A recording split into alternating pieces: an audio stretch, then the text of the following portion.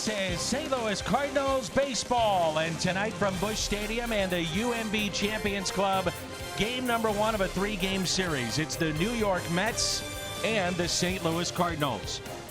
And with Jim Hayes and the Cardinals Hall of Famer Jim Edmonds, I'm Dan McLaughlin. Welcome to the UMB Champions Club. We are here tonight, and it should be a lot of fun. The Cardinals are having a lot of fun, winning a lot of games, and they're doing it recently with their offense. Yeah, their offense has been red hot, even with the temperatures being a little cold. But you see here since April's 12th, the 8-1 record. But look at the average runs, home runs, on base percentage, and the strikeouts are way down, which they need to continue that tonight. The Cardinals coming off another sweep of the Cincinnati Reds, and these 4 players have stood out for the Cardinals over the weekend. Yadier Molina, Harrison Bader, Paul DeYoung, only 1 strikeout in the series, and Dexter Fowler. That's a look at your GMC leaderboard. Luke Weaver makes the start tonight for the St. Louis Cardinals against Zach Wheeler of the Mets. It's the first of 3. And it comes your way next.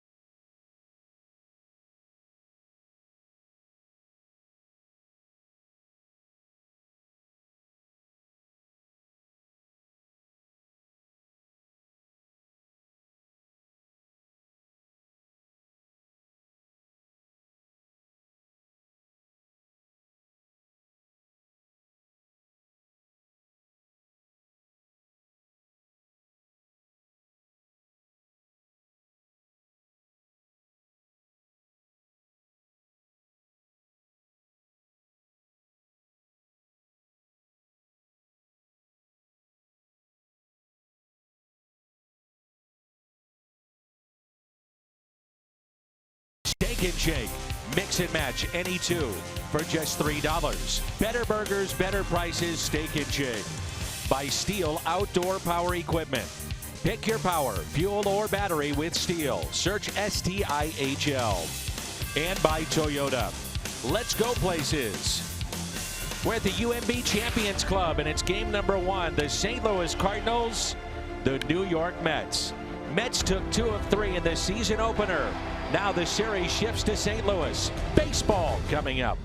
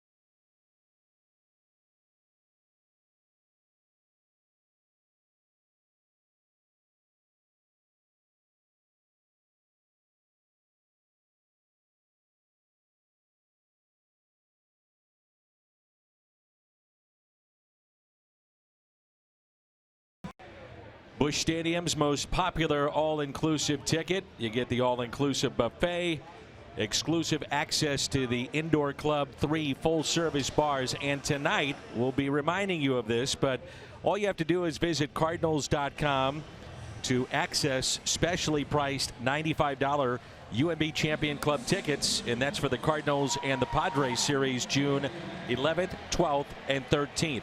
Just head to Cardinals.com, and those will be specially priced just for tonight. There's a look at Luke Weaver.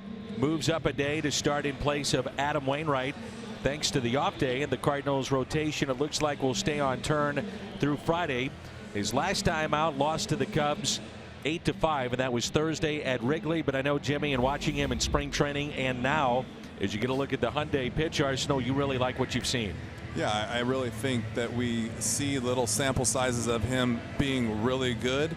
And then, like everyone, especially a young player, you can lose it here and there. And what I like when I watch him pitch is the velocity doesn't change. He's very bulldogish. He really goes out and pitches, moves the ball around, and very confident in what he does.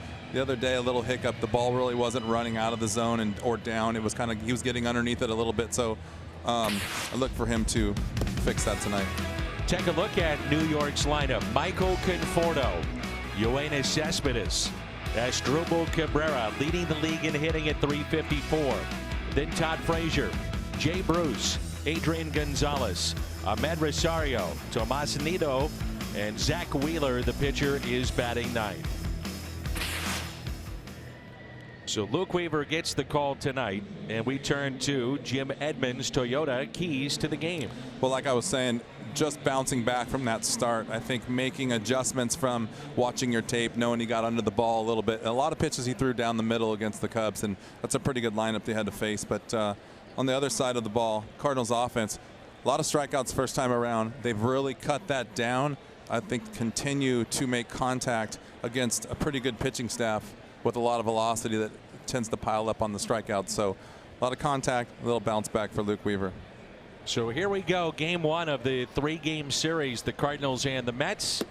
And the first pitch is taken for a ball by Michael Conforto. Limited in spring training, came on at the tail end, coming back from a dislocated shoulder, gruesome injury a year ago. Off to a slow start, and he's batting .213. And the changeup taken low, and it's 2 balls and no strikes. This is a Mets team that has relied solely in many ways on the big 1-2 punch of DeGrom and Syndergaard, and still waiting for their big bats to come alive. There's a strike, and it's 2-1. For instance, you look in this lineup, Conforto .213, Cespedes is under 200, Jay Bruce 194, Adrian Gonzalez .239, the averages of this Mets club. Good fastball, 2-2. Like you said, the pitching staff, that the big 2 guys, Matt Harvey not doing exactly what they would like, but you got Zach Wheeler kind of can emerge into being a star. But you're right that the offense not doing what they normally would do. But you got to remember too, that weather, still going to go back to that weather. It's a little weird at the beginning of the year leaving Florida, going into an early part of the year in New York and other places that it's been cold.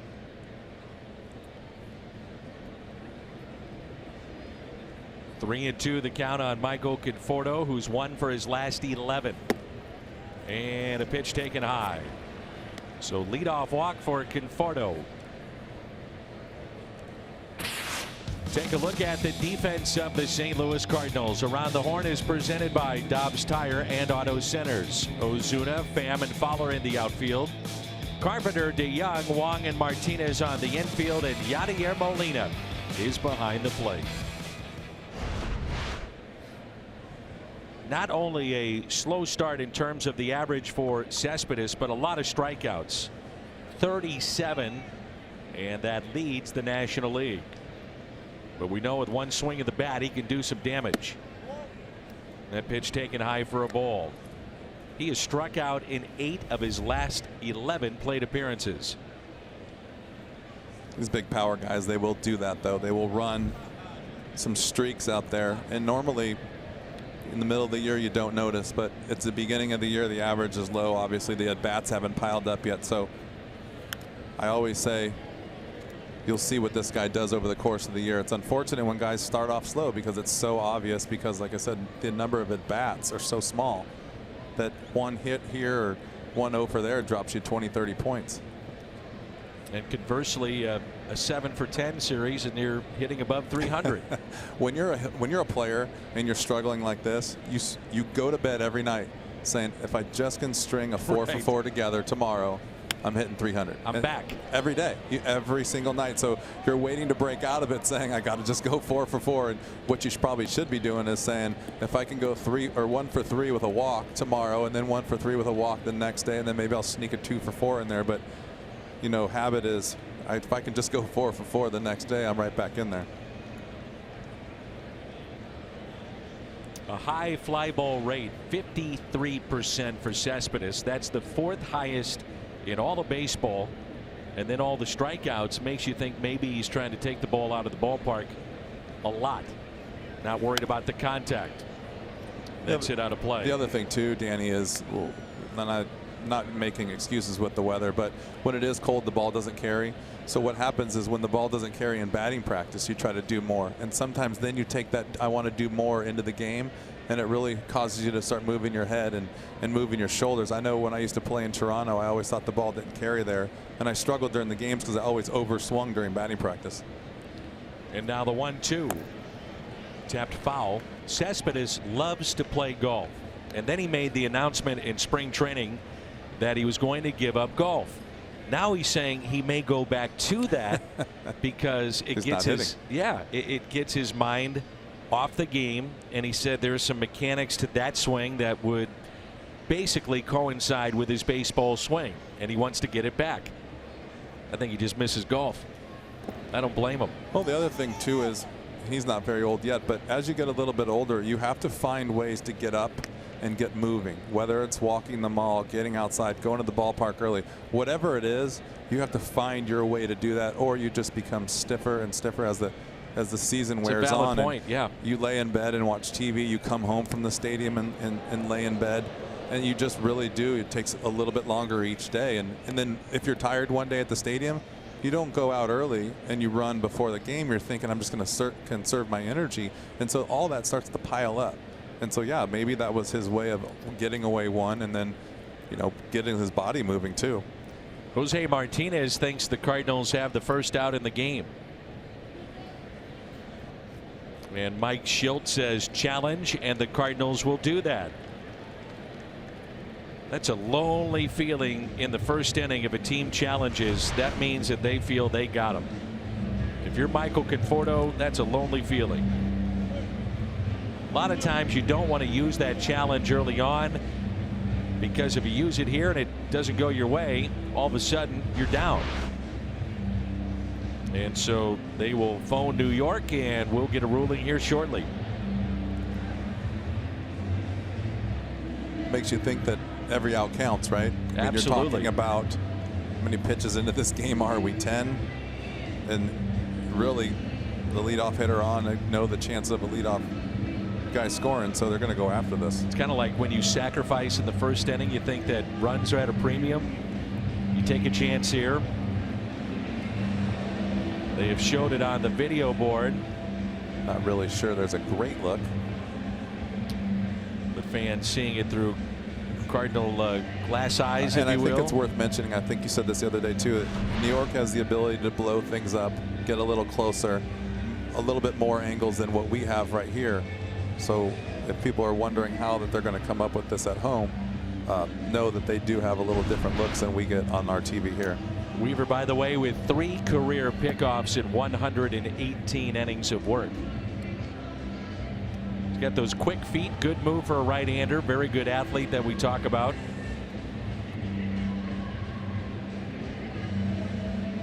Was talking with someone the other day, and we're visiting about replay and review. And his point was, you've got 90 seconds. They should make this a steadfast rule. 90 seconds. And if you don't have it by then, call stands. Yeah, and then, you know, they say they want to get it right. We also think that they should announce what's going on. Ooh. So the call on the field stays safe at first.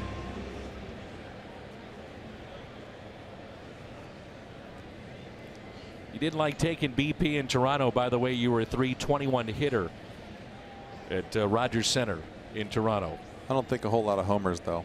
It's frustrating. You know, one home run. You know what helps you there? The turf. I could hit it in the ground and run like crazy. There you go. Even though I was slow. The 2-2 pitch doesn't chase. 3-2. My first major league hit in Toronto. Off of Dwayne Ward. He was pretty good. It was like an 8-1 game, and he came in to get work, and he was throwing about 97, and they said, "Hey, Jimmy, go ahead." And I was like, "Oh no, not another out." The 3-2 pitch to Cespedes. Runner not going, and he skies it, and it's out of play.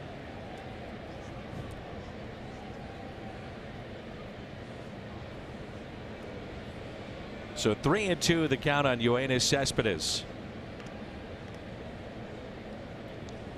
This will be the 9th pitch coming in this at bat. A short lead at first by Conforto. May have gotten away with that pitch that was up in the zone and fouled back by Cespedes.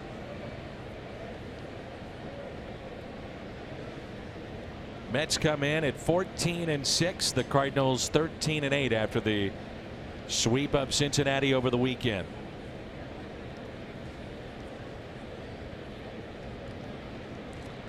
"15 pitches already to the first 2 hitters. Number 16 hit out of play. You think about the bullpen potentially in this game, and I bring that up because Weaver's averaging over 4 pitches per plate appearance, 10th most in baseball. Yesterday, the off day, and the staff had a season low 104 pitches on Sunday, so they should be ready to go today. Cespedes has fouled off 6 pitches. The 3-2. Broken bat line to Carpenter, and it's a double play.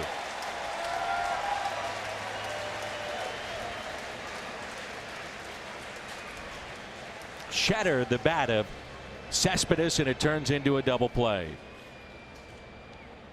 Danny, this is the pitch right here that sends shockwaves through a dugout. When you get inside with 93 to a hitter like that and jam him that good, everyone notices in the dugout. Now he's just established that one pitch. That's what this can do for you, to everyone in the lineup, and that could buy him the outside part of the plate later on.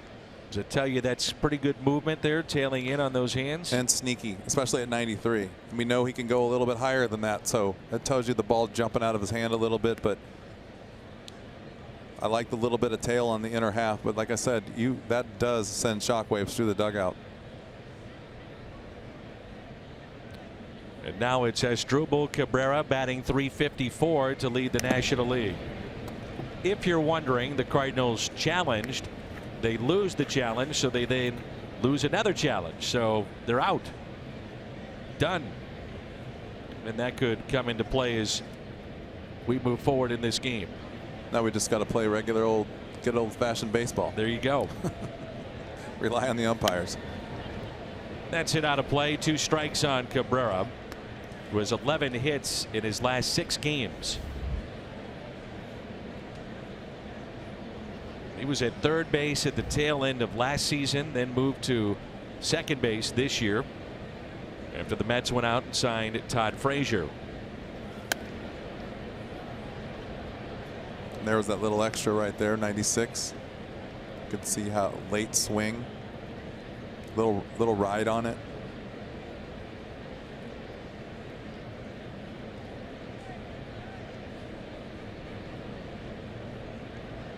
One ball and 2 strikes on Cabrera. Got him. First strikeout for Luke Weaver. Leadoff walk erased on the double play. Strikeout of Cabrera. Coming up, Matt Carpenter, Tommy Pham, and Jose Martinez. The top 3 in the lineup next when we come back.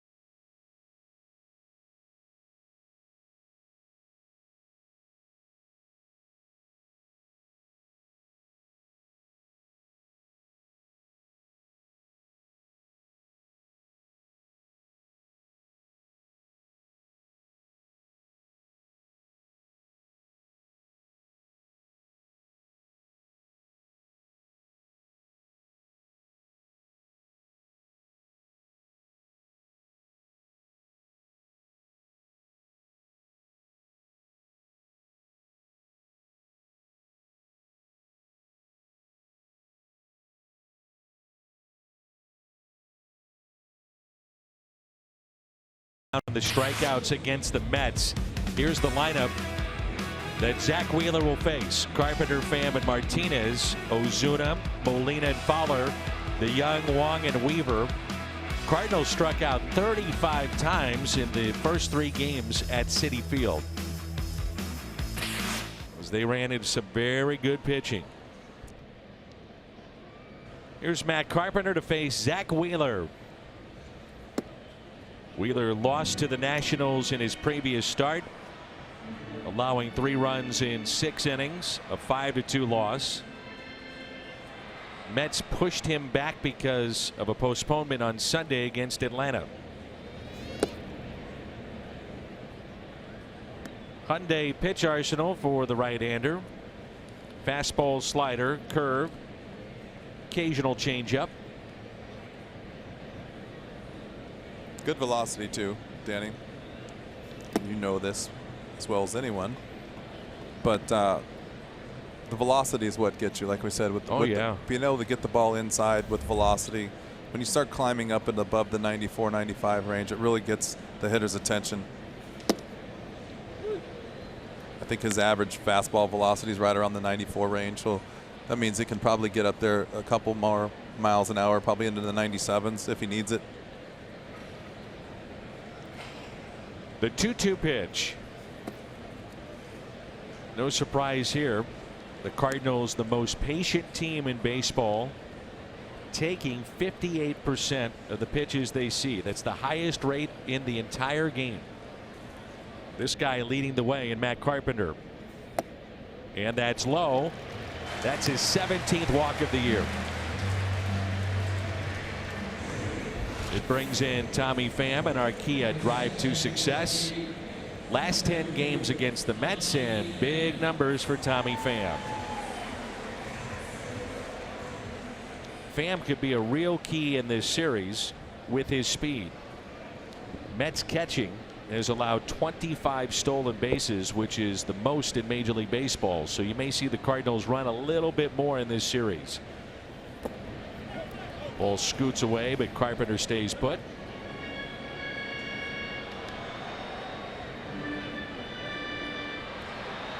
Pham currently second on the team in walks.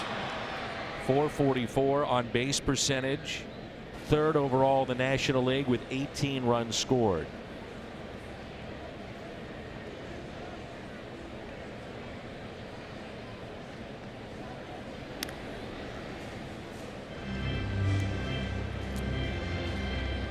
Talk about that catching on the Mets side. You know, you got to have a lot of hard throwers too, so that probably means slower times to the plate for at least 2 or 3 out of the pitchers out of the 5.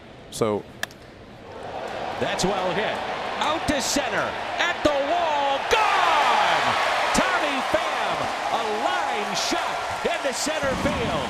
And with that, one swing, and it's 2-0 Cardinals.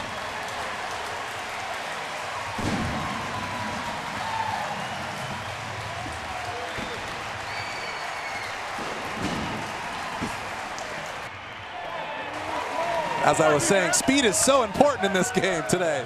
Sometimes it's easier just to do this. He ran around the bases super fast after that home run. But you said it. You get a good look. Here's a fastball right down the middle up. You said it. He's going to be important in this series, but he's important in every series. He is an aggressive, all-out baseball player, and he sets the standard for how this team will play on any given day, especially being in the number 2 hole. So his energy will carry all the way through that lineup. Tommy Pham is third home run. He's driven in 7 this year. And here's Jose Martinez, and that's a base hit. Out to right center, cut off by Conforto. Wide turn at first base by Martinez. He'll stay put as his average continues to climb. He came in batting .329. 6th best in the National League. Another good shot right there. 96, pretty good hard fastball, but out over the plate and up. And we all know that Jose Martinez can hit a fastball that's up in the zone.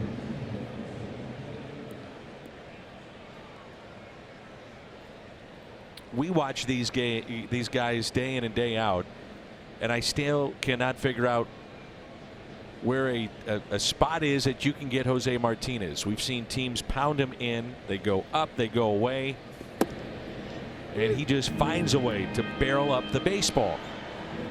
The thing he does better than a lot of people, he stays on the ball. He's got that close stance a little bit when he finishes. He's closed and he's going up the middle, and you really can't.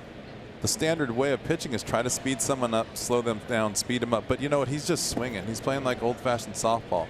He's got a good swing. Yeah. He knows what he's doing, and he goes up there and hacks. And rarely do you see that combined with a guy at his length, his height, and with his arm reach. So put all that together with a great idea from growing up around the game, and he does a great job. Glad he's getting his shot, finally. Here's a 1-1 to Ozuna.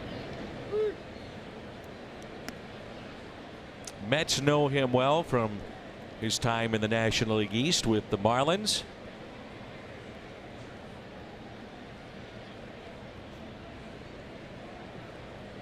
It was home run number 40 in the career of Tommy Pham.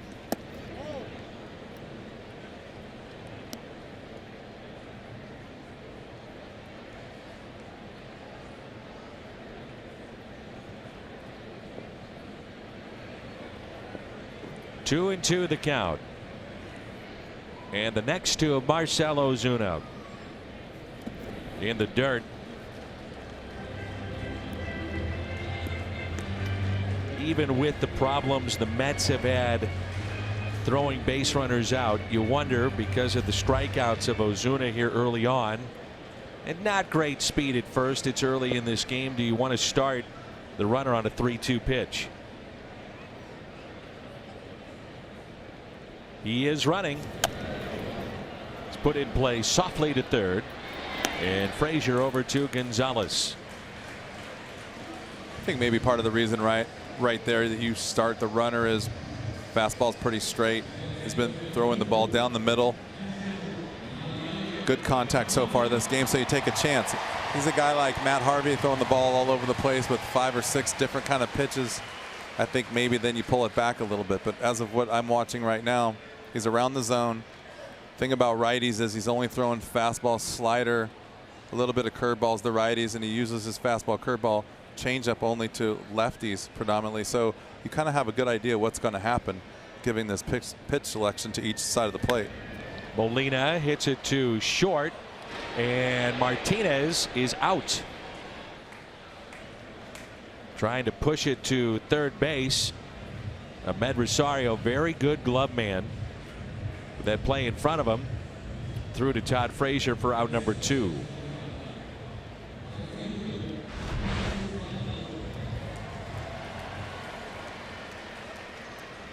Now this is kind of an in-between. You're taught to run if the ball is behind you and not run if the ball is in front of you. And sometimes you're just trying to get such a good jump, you go, and it really is just a matter of a split second of making that decision. And the one thing that he did was he didn't second guess his decision. The one bad thing that he did was he went when the ball was in front of him. Nice play by Rosario. You have to take that out right there if you're the infield. Switch hitting Dexter Fowler.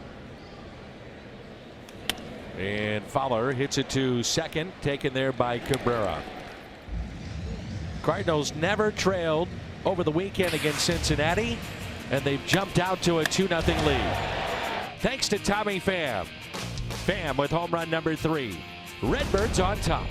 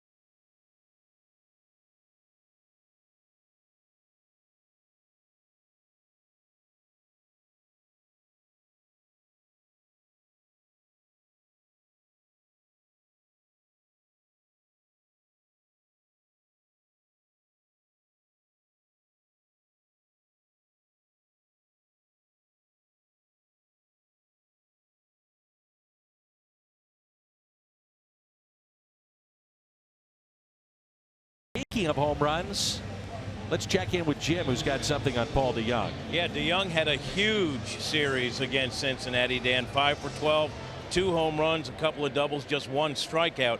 He had been going through a little slump, and Paul told me he was pressing. He told me, I'm back to being relaxed. I just think I was trying too hard to make something happen.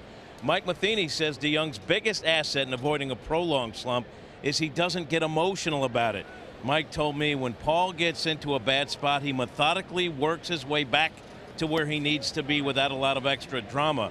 And Dan, you've seen this. Matheny says good, bad. DeJong is the same guy all the time, a very positive person. He's so even keel, and even with, I'd say a good 7 to 10 days, Jimmy, where the strikeouts were piling up, you never saw him scream. You never saw him slam a bat, a helmet, get upset with an umpire. And in this day and age of sports, and in baseball, a frustrating sport, that's impressive. Even keel. Tough to do.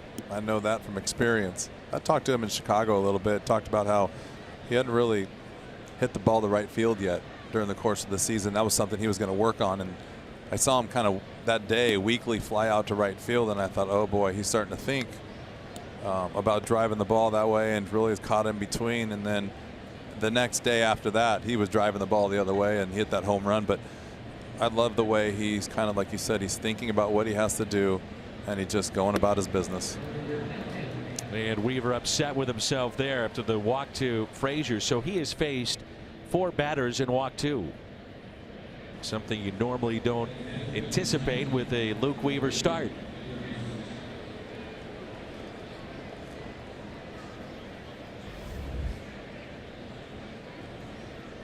Jimmy, you were one to hardly ever show your emotions after a frustrating at bat or talk to an umpire. You're right. I mean, I was really even keeled, so much that they almost took the microphones out from behind the batter's area because they could hear all the swearing. How many times I had to apologize for you? Still doing it. You know how many times my wife says the same thing?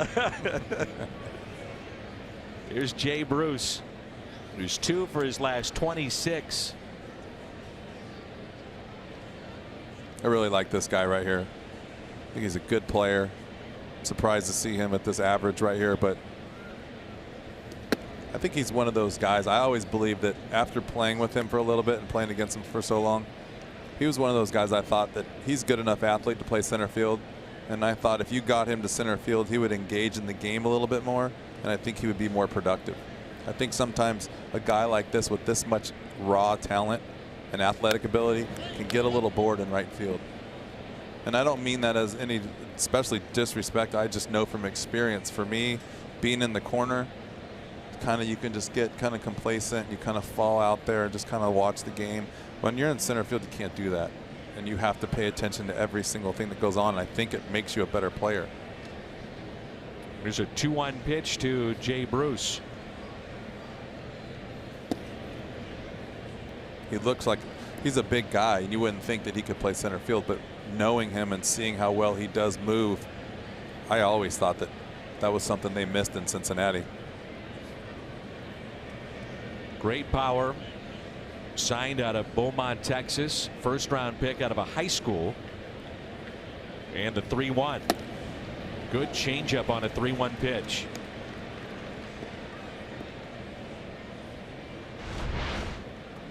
Take a good look at this changeup right here. Little circle change. It's what that sneaky fastball will buy you. It'll buy you just a little bit, getting those guys off that changeup.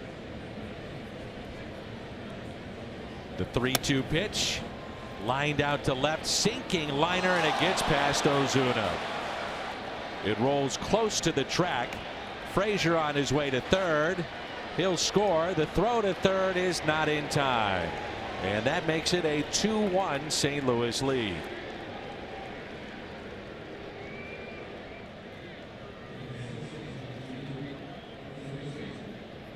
And it's ruled a triple for Jay Bruce. And he picks up the RBI. Ironically, this play happens on the night that Ozuna picks up his Gold Glove before the game. Always happens that way. In no man's land right here. I think this ball ran from him a little bit more than he thought. a little tougher in left than it is in right than it is in center, because that ball in center kind of bounces right off of you. That ball, if you don't get around it, bounces a little bit to the side and just enough to get past you. Really have to work a little bit harder on getting around the ball. It's hard to know that you're going to take it off the chest no matter what you do. It's the 18th career triple for Jay Bruce. The infield is brought in. And again, Weaver falling behind. So I'm sure he's frustrated right now. Maybe mechanical, could be just location with the fastball, whatever the case. But early on, struggling with the strike zone.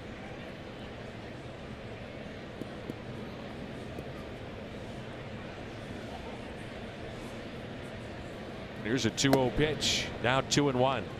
This is kind of similar to what we saw in Chicago, except for he's staying out of the middle of the plate more. He's being able to keep the ball off to the sides a little bit better, but I still feel like, to me, from watching him, he's getting under the ball just a little bit, where he doesn't have that good run going into the right-hander. It's kind of just going up.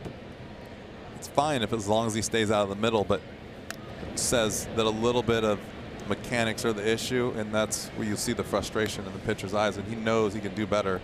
He's just not throwing the ball where he's used to throwing it. So 2-2 the count on Adrian Gonzalez, longtime Dodger. This will be the 15th pitch of the inning, and already 37 for Luke Weaver in this start. The 2-2. And that's ripped, and oh, what a play. Wong flips into first. Incredible play by Wong. And out, takes a hit away, and an RBI. He has made some dazzling plays this homestand at second base. Man. What a great camera angle right here. And I mean, it doesn't get any better than that, and that's what we know he can do. That's why you want him to stay on the field and hit, because the athletic ability is so ridiculous that he can make plays like that. What a great play. 99 miles per hour off the bat of Gonzalez. And here is Ahmed Rosario, who's batting .250. He slices one down the right field line and out of play. That's the first pitch strike thrown in this ball game.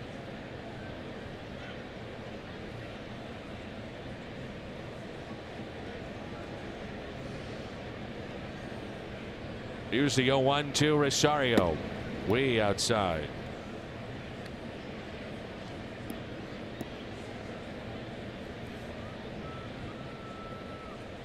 And again, second consecutive batter that the infield is drawn in for St. Louis.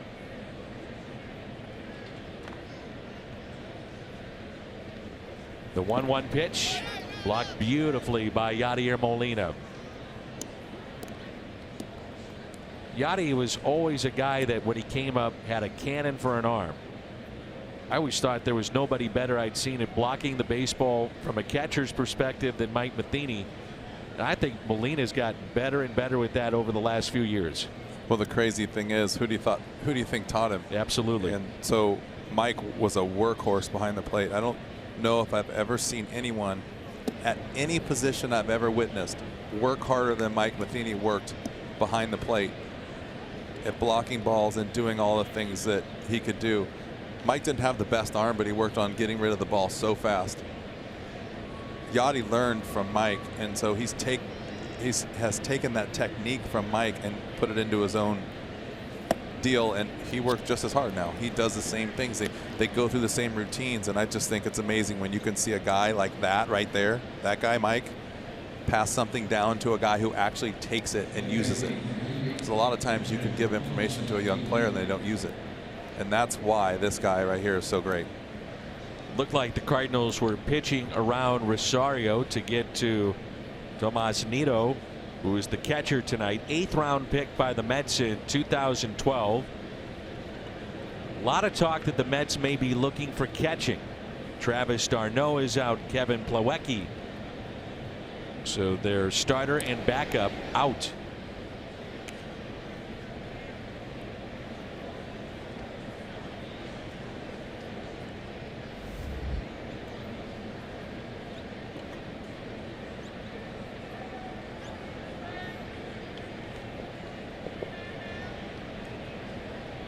Runners at first and third. And a pickoff down at third and back in safely.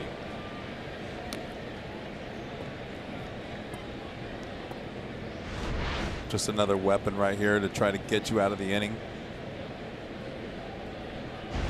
Tell you what, Pudge, Ivan Rodriguez, and now Yachty and a couple others, they've really changed the way you pay attention on the base pass. Because if you're not paying attention, you're going to get picked off. Here's the 0-1, tied him up. Molina with 49 career pickoffs. And that's most in Major League Baseball by a wide margin since 2004 when he made his Major League debut.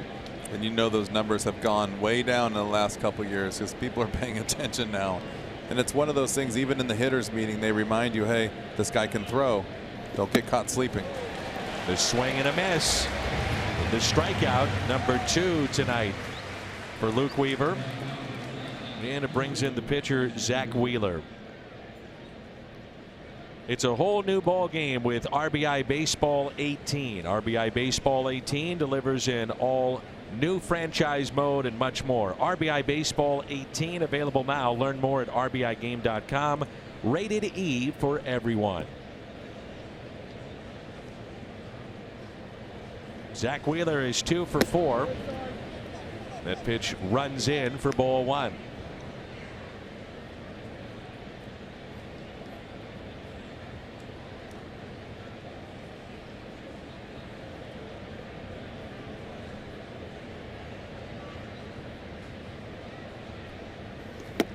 The Mets franchise record 5 straight series wins to start their year. Now they have dropped consecutive series within the division. Remember, this team started out overall winning 11 of their first 12 ball games.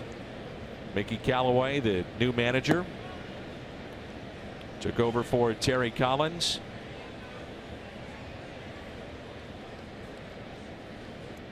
I would have to assume pretty tough place to begin your managerial career. The city of New York. No doubt. Here's a 2-1 pitch.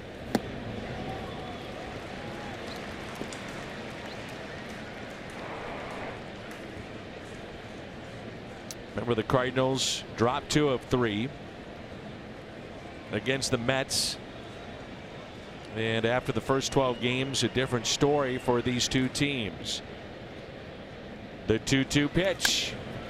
Rounded softly to first. Backhanded there by Martinez. And how about Colton Wong? His stop and the backhanded play takes a hit away from Adrian Gonzalez, and it saves a run. And because of that, it's 2-1 midway through 2.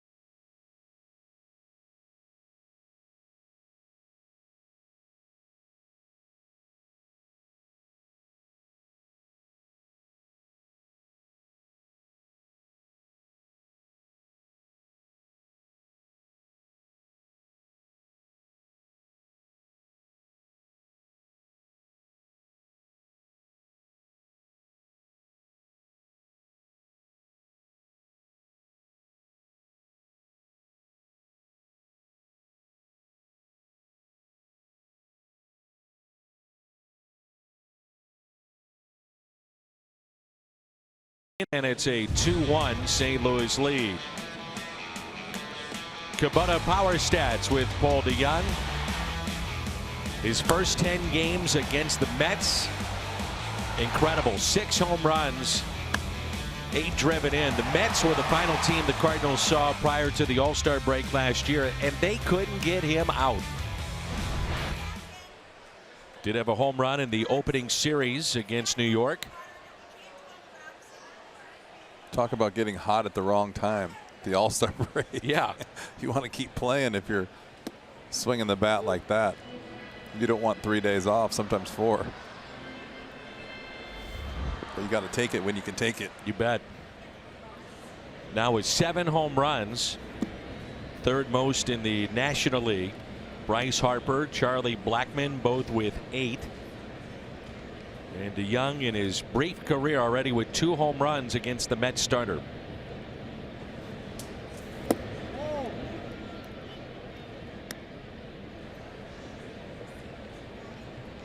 Blackmon playing in Colorado. You think you're going to get a lot of home runs at Coors Field. Well, 7 of his 8 have been on the road. Ooh, pitch to hit, and he fouled it back. 2-2.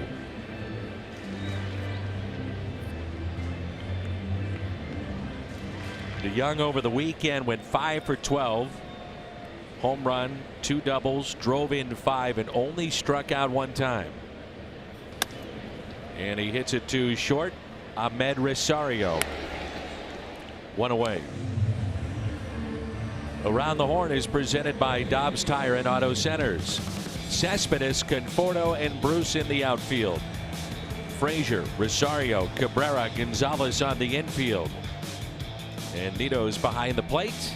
That's a look at the Mets defensively tonight.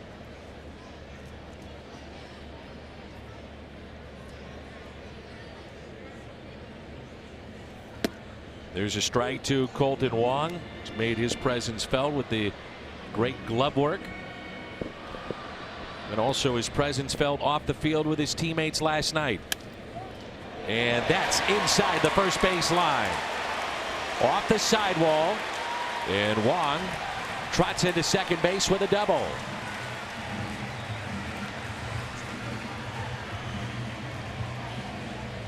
He had the home run over the weekend, and this is his 2nd extra base hit of the year.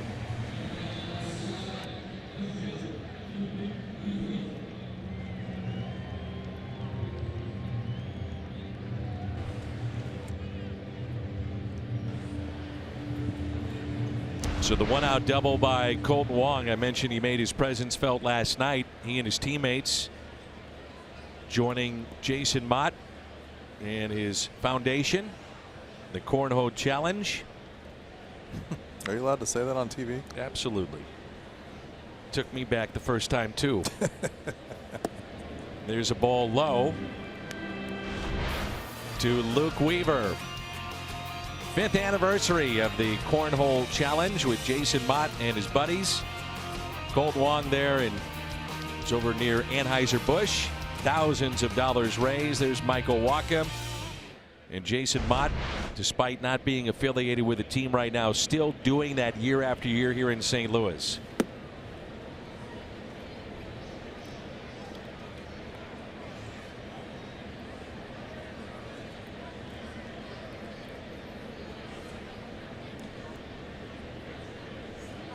The Cardinal pitchers are 4 for 44 this year. That's an .091 average.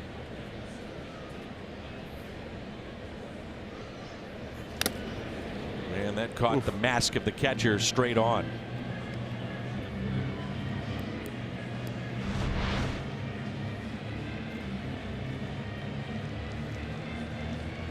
Ouch. Yep. Gotta love the bailout and late swing if you're a catcher. That's one thing Weaver has been doing. He does bail out. We've noticed that. He is stepping towards Jose Oquendo more times than not. I don't blame him. Here's a 1-2. And he strikes out. Throw by Nito, a bullet to first to Gonzalez. And with that, There's 2 away. We're at the UMB Champions Club. And again, it's a chance for you to sign up for specially priced tickets tonight. Cardinals.com. $95 for the tickets here at the UMB Champions Club for the games on June 11th, 12th, and 13th against the Padres. And that is only good for tonight at Cardinals.com. Pretty good spot to watch a game, especially if the weather's not perfect. Get some good food, right? Well, when it gets warm, you're going to want to be here. Climate controlled. Indoor and outdoor seating. Really good food. So I'm working with one of the great defensive center fielders in Cardinals history, and I'm going to visit with another one. And another one just walks in.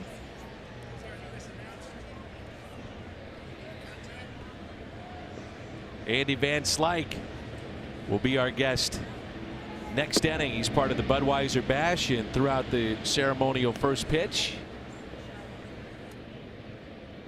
And has his very own bobblehead here tonight.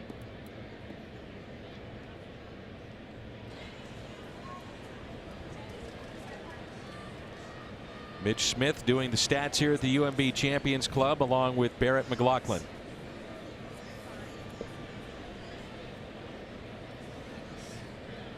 Here's a 2-0. 2-1. For all of you that are scoring at home, that was the great Dan Farrell that just walked up and said hello behind us. Trying to figure out who the newest addition to our staff is. There's a few of them today.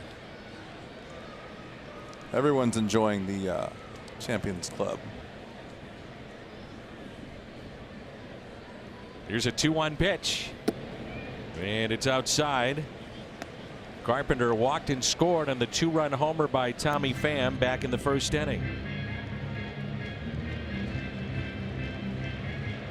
People wonder how to get kids more involved in the game. Well, get them a ticket to the Champions Club, and well, they may not watch any part of the game, but they'll certainly go home with a full tummy. I can guarantee you that.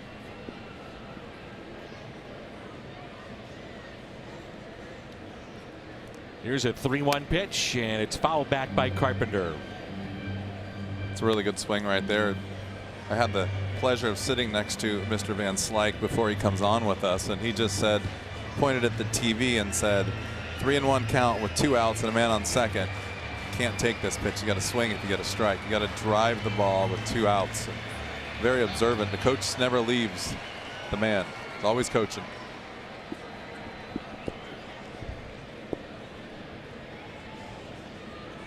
Here's a 3-2 pitch to Carpenter. And Carpenter sends it out to left center field. Conforto tracks it down. And he makes a fine play on the run. The Cardinals strand Calderon. We head to the third. Andy Van Slyke coming up.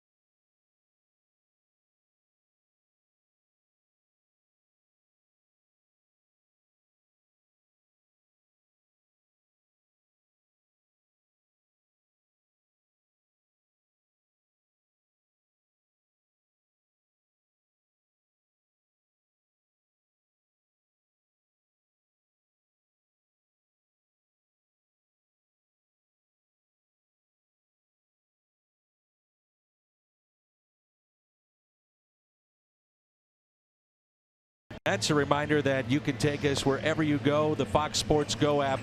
Log on and stream the Cardinals wherever you go. It's presented by T-Mobile. And a chance to visit with one of my all-time favorites, Andy Van Slyke. Always great to see you. Dan, it's a pleasure always. Do you get we to the go ballpark? way back. We do. We go way back. And Andy is here for the Bud Bash.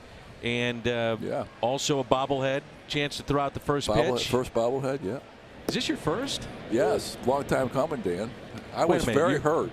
This is your first in St. Louis. You probably have had it somewhere else. No, actually not. This is my first bobblehead. So actually the Cardinals beat the Pirates to it. So there you go. And two bobbleheads in 1 year, though. That's not bad. That's not bad. That's how good my life is. I got to tell you, I love watching your son play. So do I. Play, man. I wish he could play in the big leagues. He's hitting 340 in AAA. He had, as you know, he had a good spring training. Oh yeah. But as we know, not every team, I think, is putting their best foot forward at the major league level, and so they're going to play younger guys. They're not going to take on payroll, and I think that's going to have to change because I think if you have some kind of floor at the major league level, I think you'll see more competitiveness across the board. There's no question. I totally agree with that. Yes. Maybe you can have a cap, but you got to have a floor. I think you got to have a floor. Absolutely. There's a fly ball into center. What keeps you busy these days? Well, grandkids, do some lessons. I've been doing some visiting some prisons lately, so I might be starting to do that on a more regular basis. We're trying to get certified by the state first. So, well, people think you may be joking. You're serious about that? that? No, I'm dead serious about that. Yeah. You're trying to help out a lot of different people. It's something I did when I was playing, and I have kind of a soft place for it, and good for you. And so it's a need. Obviously, our culture needs. How about your golf game? How good is it? It's not. It hasn't started yet. So, as really? you know, well, I mean, even though we've been playing baseball in 4-degree weather, I refuse to play golf. I used to play golf in 4-degree weather, but I'm too old. Bones hurt too much. It's got to be in the 60s for me to start playing. You look in great shape, by the way. So I do work out. Yes, I do work out quite a bit. That keeps you busy. It does. Hours at a time, yes. You live in St. Louis. This place was always very special to you, wasn't it? It has been. You know, this organization that drafted me #1 in 1979. I was the 6th pick in the draft, and I spent 3 years in the minor leagues and found myself playing at the old Busch Stadium June 15th against the New York Mets. I mean, the Chicago Cubs, actually, opening up. And my wife and I, she graduated from college the same year. We had a baby in the same year. Got called to the big leagues in the same year, and St. Louis just felt like home as soon as I got here. I never left. And then you were coaching for a while. You were with the Mariners. You were with Detroit. Yep. You know, is that still in your blood? Is something you want to do? It is. But you know, it's a young man's game. I'm not as young as I used to be when I started coaching, but I think I could still get it done. And it's still maybe part of the future. We'll have to wait and see. You know, your son obviously is dealing with sabermetrics, and that's part of the game now. So are you part of that too? That revolution? I don't fall into everything. Okay. There's certain parts of it I agree, but I think there's a place for it. But I also think there's a place where you got to trust your baseball instincts, and sometimes your baseball instincts have to supersede what's going on because the sabermetrics don't tell you the whole story the whole time. Right. It doesn't tell you the conditions. It doesn't tell you whether a hitter was hot at the time. It doesn't tell you whether the pitcher was pitching well at the time. Did the player, you know, did he hit the ball to the right side? Did he get a good break on the ball? There's so many factors that go into the equation that your eyes can tell you, but safety metrics cannot. Absolutely. There's 2 outs, and here's Asdrubal Cabrera. Andy Van Slyke is our guest. We do not hear, and I mean this sincerely, we do not hear enough from you on our games or on our telecast. Well, I try to bring you up a lot. I don't know if you noticed that. I hope you do, because I love doing this. I've done this in the past. I love talking baseball, obviously. I know you do. And maybe sometimes I cross the line, but sometimes I have to learn to go up to it, maybe not cross it. How about another half inning? You got it.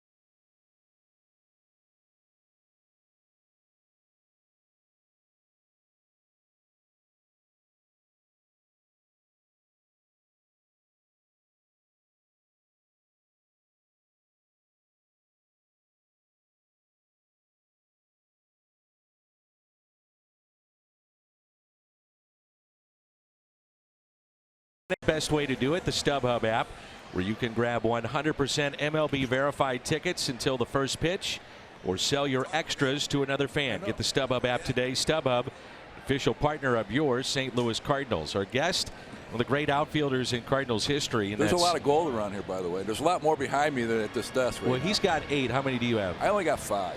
Only 5. Yeah, but I was cheated out of 4 of them. So you should have 9, is no, what you're telling I'm kidding. I'm kidding.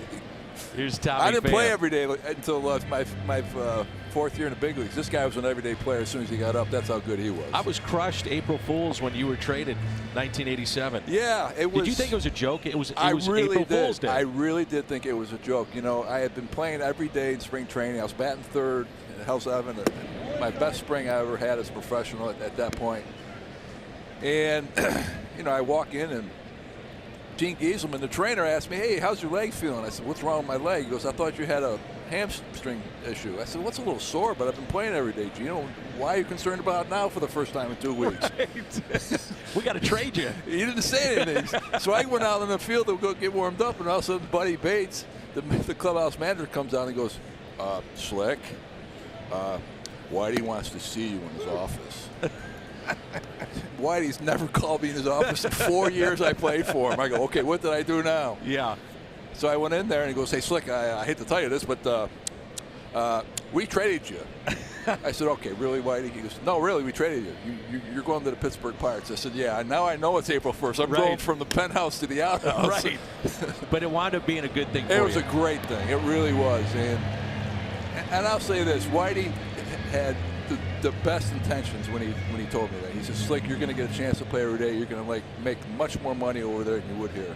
Yeah. So, and things were changing here right around that time. And well, they weren't changing that much. I mean, '87, they go to the World Series, right? And I thought right field was my job, but Jim Lemon played right field that year. Tony Pena ended up being the catcher that year instead of Mike LeVallier. I still think the club would have been better with Mike LeVallier catching. No question. And me playing right field, but you can't. That's hindsight. They made the move at the time they thought was best for the ball club, and that's what you have to do when you're on the edge of winning a World Series. You had such a great arm. I think it gets overlooked. Your throw in '85 in Game 6 in Kansas City. You ever think, man, if I would have been just a step or two in? I was as shallow as you could play. You got to remember, Dan Orich broke his bat on that ball. Oh, I know. And you still made it close. And if Darryl Porter had blocked the plate, he would have been out.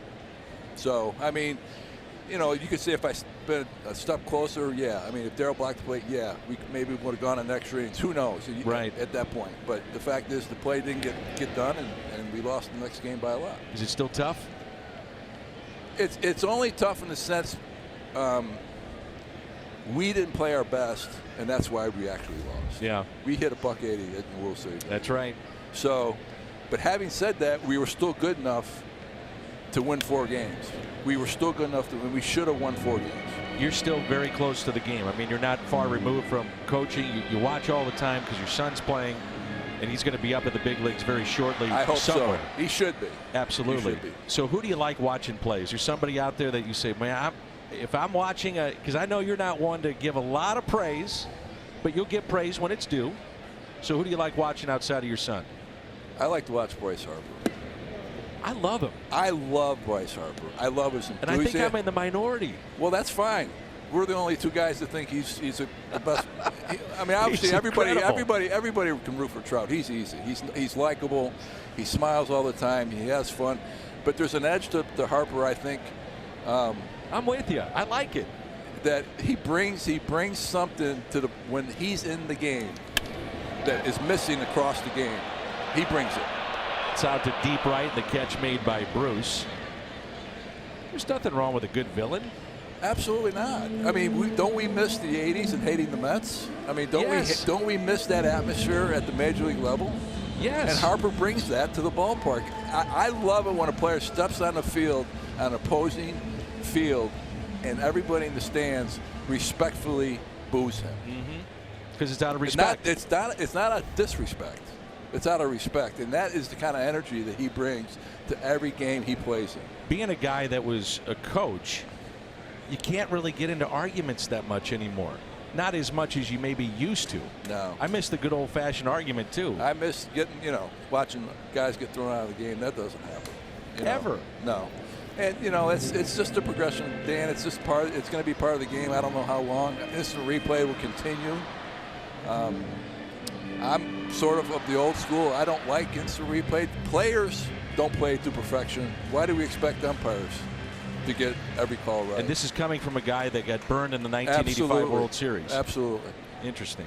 Yeah, I like the imperfection of baseball, and it's something we can talk about the next game a week later, and like the 1985 World Series, we can talk about it 22 years or whatever later. It's interesting, too. All those players, or at least a good majority of them from 85 and 87, or even the 80s teams, so many of them stayed in St. Louis. You guys have stayed very close. Yes, it was a close niche. And, the reason was because Whitey felt that his guys that were going to be around for a while, he didn't tell everybody this. But he told some of his guys, young guys, he told me, he told a few guys coming up, hey, you need to buy a house here in St. Louis. I know you're from, Utica, New York, or you're from Rick Horton, you're from Poughkeepsie, New York. You need to settle down here. You're going to be here a while. And I think what you find out is that when you go to the grocery store, people, they respect what you do. They respect that you're a Cardinal, and they don't necessarily think you're a god, but they just like the fact that you bring enjoyment in their lives. And you could feel that when you're out in the community. Do you go back to Pittsburgh much? Yes, I do. Reunions and whatnot? Not quite as much as I'd like to, but yeah. What was tougher, Sid Bream scoring or 85 with the Cardinals? I think Sid Bream scoring. Just to get over the hump with the Pirates, right? Get over the hump, get to the World Series, but you got to remember this, Dan, in 1992 was the last year that team was going to be And together. you all knew it, too. We all knew it. Yeah. And I'll never forget this. The next day in the clubhouse, this is how much it hurt. I went to pack my bag the next day, and I knew Jim was in his office, and he was just sitting at his desk with his feet up. Obviously, he had a cigarette in his mouth. Shocking. Yeah. But he did. And I walked into his office, and he was the only one in there, and I was the only one. I closed the door behind him. And he stood up back behind his desk and says, come here. He didn't say a word. He put his arms around me. We hugged each other and cried for like 5 minutes like babies. Is that right? Because we knew it was over. Bonds was gone. Bonds, John Smiley was gone, yes. The crew was gone. The crew that made that club win 3 pennants in a row was gone. You told Bonds to move up. I did. On the Cabrera base hit. I did. And he didn't listen. He did not listen, but you got to remember that if the ball was hit directly at him, he would have been out. He had to actually move to his left. Wow. And for a guy who throws left and has to move to his left, it makes it a harder throw because he's got to throw across his body. That's the reason why the throw went up the line a little bit. If it had been 4 feet to his right, I guarantee you Barry throws him out because I have so much respect for Barry Bonds as a player. People don't realize he was the best player by far I've ever been around or ever seen, and maybe the most intelligent player too. He does not get enough credit for how his baseball intelligence made him a great player. He's a baseball savant. He was, just as smart. He could read pitchers. He could read guys playing defense. He could read catchers as well as anybody I've ever seen.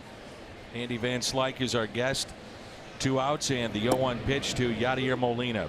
And here's a savant for you too. I was just going to ask you. He's in the same class, isn't he? He really is. He really is. He is. You could watch him mature, grow up, and the thing about him is he had a great teacher. The guy's, making all the calls in the dugout. No question. And Mike, I think had a lot to do with not developing his talent, but developing his mind. And at the play at this level, as long as you do as well as he does, it's with your mind.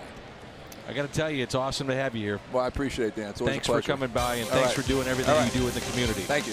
One of the best. Andy Van Slyke. 2-1 Cardinals after 3.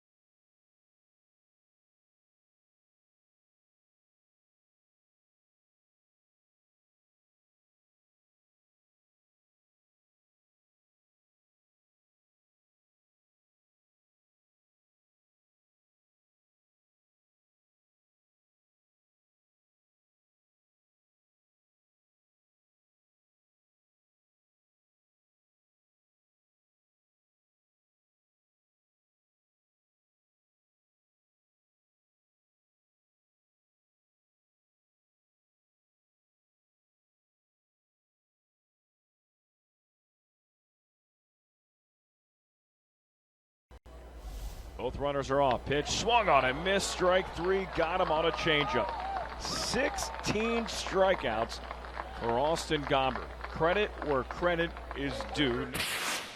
An amazing game yesterday for Austin Gomber, one of the top lefties in the Cardinals system, the BJC Healthcare difference maker. The one that stands out, look at that, 16 strikeouts and no walks as he's part of the AAA rotation for the Memphis Redbirds.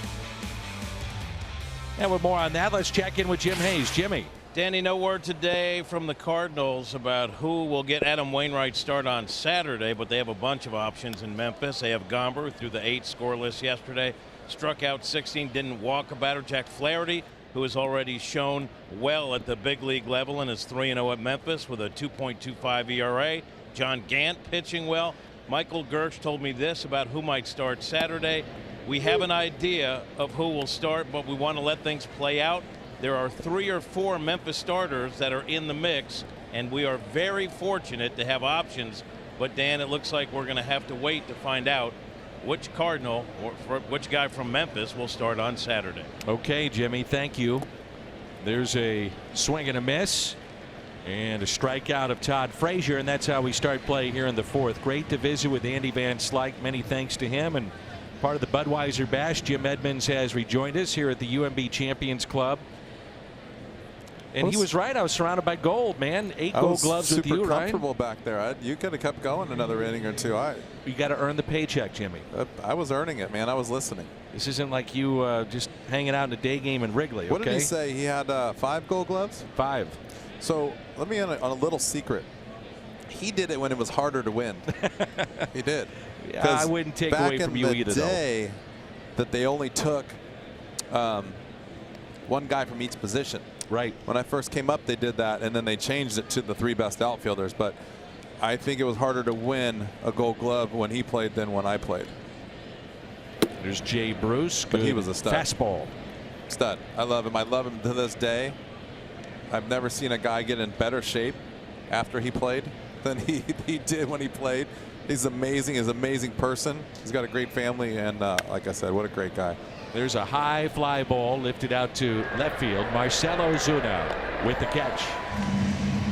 Weaver now 7 in a row. May 7th, that's a Monday, the Cardinals will celebrate the Super Bowl champs and recent Pro Football Hall of Fame inductee Kurt Warner. Fans who purchase a special Kurt Warner themed ticket receive a one-of-a-kind Warner Hall of Fame bobblehead and tickets at cardinals.com/theme. McGee, Edmonds, Van Slyke, and some of the great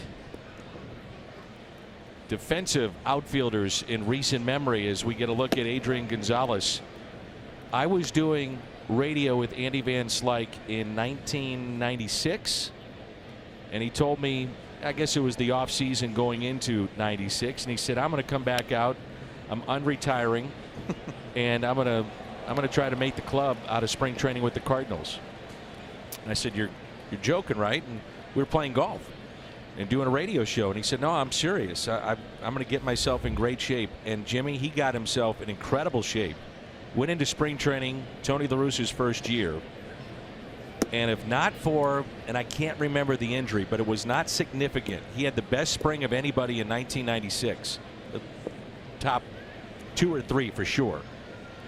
He would have made the club and extended his career. Who knows, maybe another year or 2, but started on the DL, said, I'm good. And then he went to the booth. Fowler, DeYoung, and Wong coming up.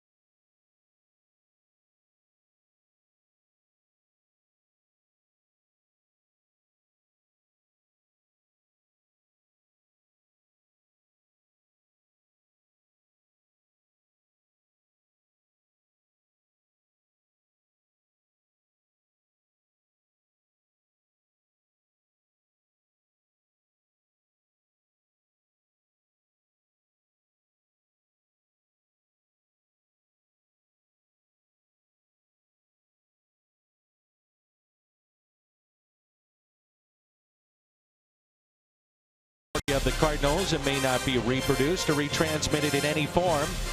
And the accounts and descriptions of this game may not be disseminated without the express written consent of the St. Louis Cardinals. The 2011 World Series trophy here at the UMB Champions Club.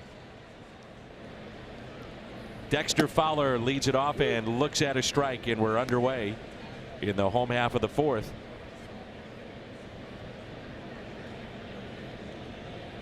Fowler grounded out to second his first time up.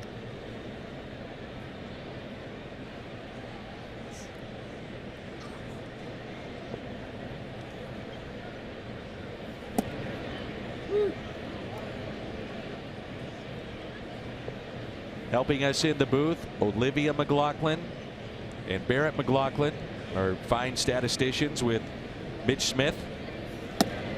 And a strikeout of Fowler.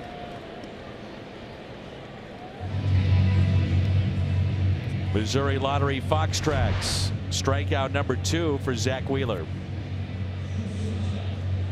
Remember, Zach Wheeler was the 6th overall pick in 2009 by the San Francisco Giants.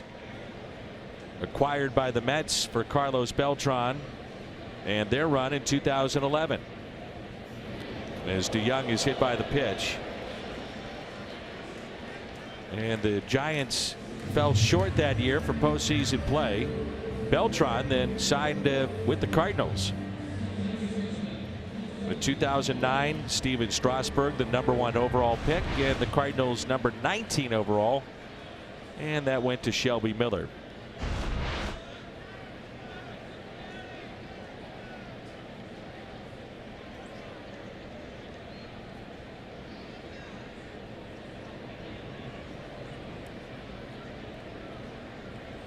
Here's Colton Wong, who doubled inside the first base line back in the second.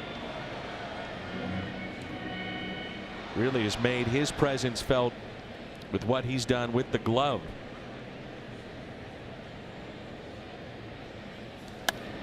And he hits it the other way, racing after it. Cespedes in the corner. That's a fair ball. Off the wall. Gets away from Cespedes. DeYoung racing home, and he'll score. And that's the second double of the night for Colton Wong.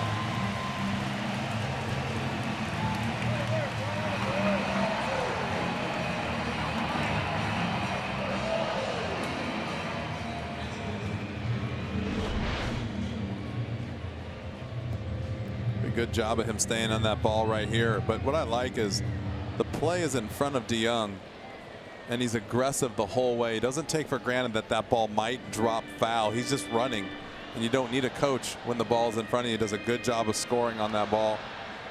It's a big RBI for Colton Wong right there. It's the 4th career 2-double game by Colton Wong. Last time that happened was at Fenway Park a year ago. And now Luke Weaver looks at strike 1. He struck out back in the second.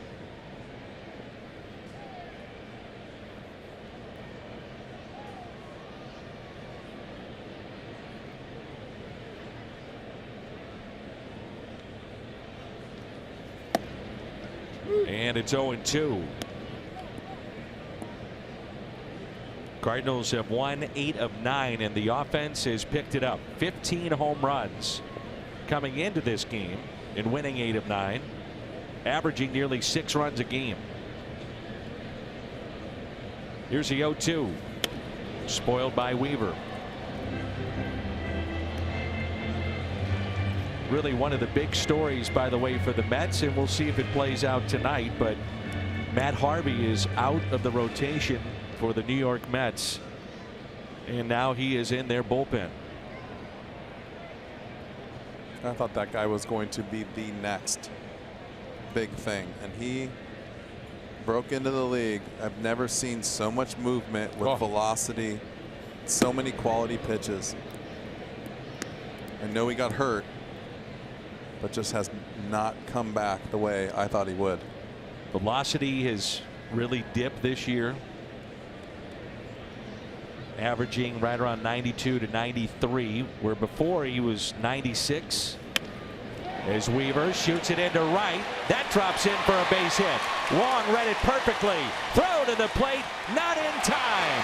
Luke Weaver with the base hit. And he drives in Wong. And the Cardinals add on to make it 4-1.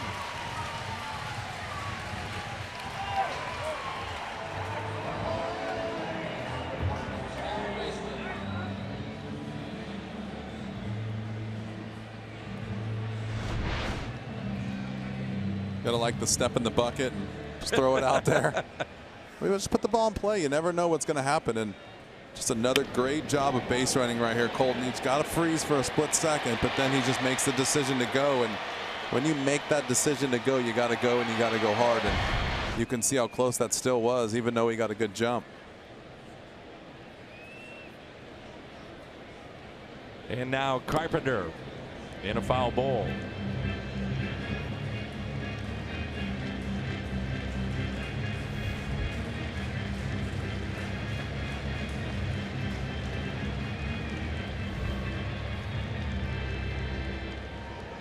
Wong with 3 runs scored in his last 2 games after just 2 in his first 18 games.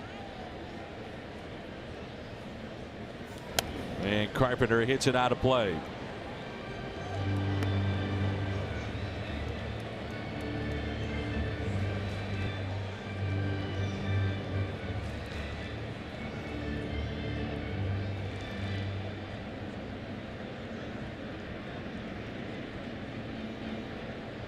No balls and 2 strikes.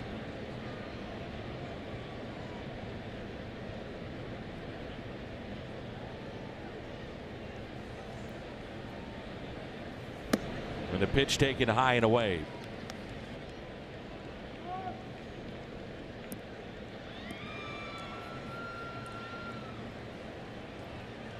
Take a look at the shift. That's crazy too. You see this. A lot of times teams will shift early in the count and go back with 2 strikes. It's the opposite with Carp.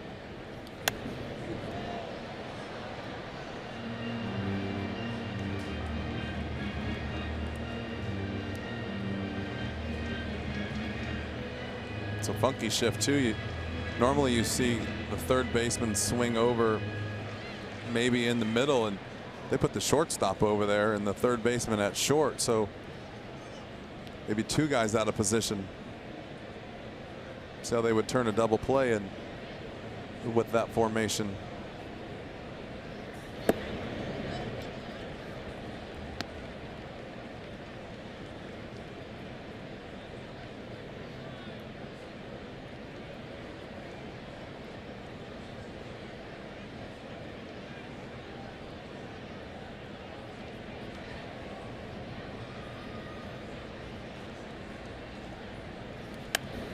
And Carpenter again hits it out of play.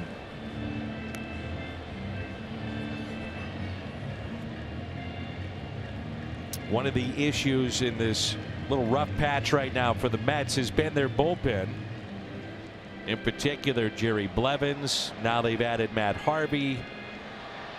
With 72 pitches already for Zach Wheeler, we'll see that bullpen before the night is through. The 2-2 pitch to Carpenter. And that is a foul ball. You know, we mentioned how there's Harvey now in the bullpen, how Carpenter, he sees so many pitches. And true to form, he's seen 19 pitches in his 3 at-bats tonight. He is the prototypical hitter of 2018 where guys just seem to always go deep into counts. The strike zone seems small. And if you've got a good batter's eye like Carpenter does, he goes deep, very deep into so many counts. And then if you show that you can do that, you'll get the benefit of the doubt with the umpires. At least most of them. Yes.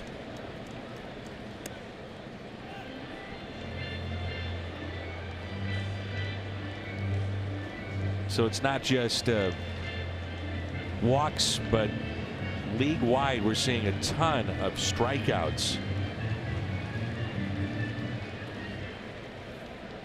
Look at that. Month of April, more strikeouts than hits. That pitch taken high. To put it in perspective, Jimmy, on average, every team is striking out over 8.5 times per game. That's the average. So rounded up to 9, that's 18 in a game. You've got 54 outs. 18 are strikeouts. Danny, I'm hearing in my ear that there's never been ever a full month. Correct, with more strikeouts than history hits. of baseball. Yep. Little birdie. That's what Rob Manfred, the commissioner, has been talking about. Many around the game that follow it day in and day out. The lack of movement and activity in the game. You know what? It's something every year, though. It really is. The ball's not carrying. Now the ball's carrying too much. Guys are not throwing hard enough. Now the strike zone's different. Like, I don't know. For a long time, the baseball purists, I think sometimes they just need to let it go and see what the trends turn up and move on. It was an 11 pitch at bat for Matt Carpenter. 2 strikeouts in the inning, 3 in the game. It's a really good changeup. That's probably one of his better changeups he's thrown all night. This would seem to make sense with Wheeler not going deep in the game. Could stretch out Harvey. First appearance out of the bullpen, get him right into action. And it's perfect, I think, too, if you're New York, because I mean, you really don't want to lose unless you're just going to give up on someone, which they won't with him. You really want a guy that an opportunity to get him back out there. You don't want to throw him out there for an inning, 2 innings here, sit him for 5 days, an inning. Like all of a sudden, you throw him in the bullpen, and then boom, there's an opportunity in the 4th inning where he gets up. You know, you might be able to finish this game with just 2 pitchers. Save your bullpen, get him back out there, get him some work, take a little pressure off the mind with that start, thinking about it all week. And there's also the issue, if you're Mickey Callaway, of having a guy that's appeared in 105 major league games, only 1 coming out of the bullpen in Matt Harvey. So the issue is giving him enough time to get loose, properly stretched out. As Pham singles out to center field. On base for the 3rd time tonight with a walk, a 2-run homer, and now a single.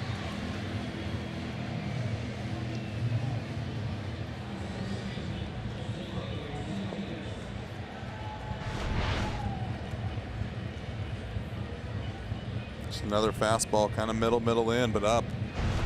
Does such a good job of really trying to stay inside the ball. I like the way Tommy Pham approaches hitting, because he's not like a dead pull hitter power guy. He's not one of those guys that's really going to try to yank the ball into the seats. He's just going to swing hard and try to hit it on the barrel. Take the home run to right, center, or left. It's not like I got to do this to get it to be a home run. It's a big misconception for a lot of young players and a lot of players in general is I have to hit the ball way out in front to get full extension to get power. That's not true. You got to hit the ball on the barrel, hit the ball solid with your weight behind you, and that's how you get the carry. Here's Jose Martinez, his hot zones. With runners in scoring position overall, Jose at 360 with the average. With 2 outs, even better, 462.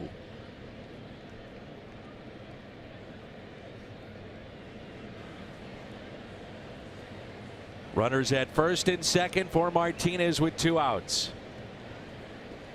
And Jose looks at a low strike.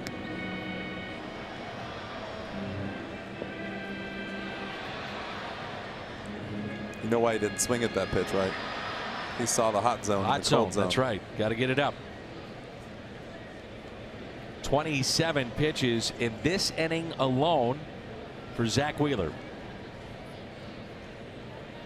The 0-1. Inside. 1 ball, 1 strike. Zach Wheeler started the season in AAA. Outpitched Matt Harvey. Then displaced Harvey from the rotation. Jason Vargas is scheduled to return Saturday from a fractured hand. And the 1-1. Martinez rips it out to left, but right at Cespedes. Threw it right in the cold zone. See what happened? That's what happens. It's a line drive to left. Tommy Pham, a big night already. We played 4 here at Busch Stadium. The Cardinals adding on. game one of this 3-game series. St. Louis on top.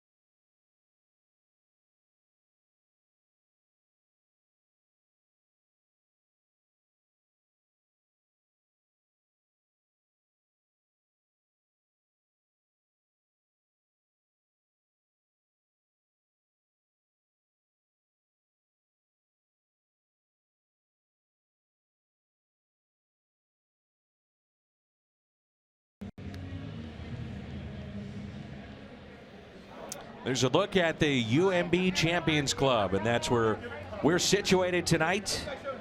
And again, we want to remind you that we have those $95 tickets for the UMB Champions Club. And that's June 11th, 12th, and 13th when San Diego will be here. Well, Luke Weaver, 51 pitches in the first 2 innings. His last 2, a total of 22. So 73 pitches and only 1 base hit allowed for Luke Weaver. And he'll get 7, 8, and 9 in the lineup for the Mets.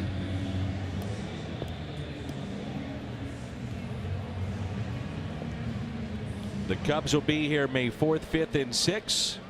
One of the great rivalries in all of sports. And still seats remain for all 3 games. Saturday nearly sold out. So if you're thinking about coming to the game on Saturday, get those tickets right now. Cardinals.com/promotions. There's only one Cardinals baseball.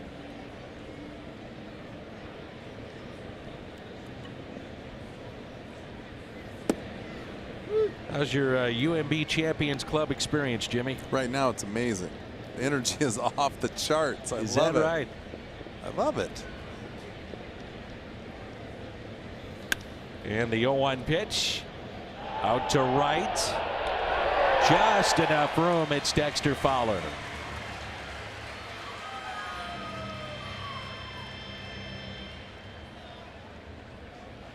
It's 9 in a row set down by Luke Weaver.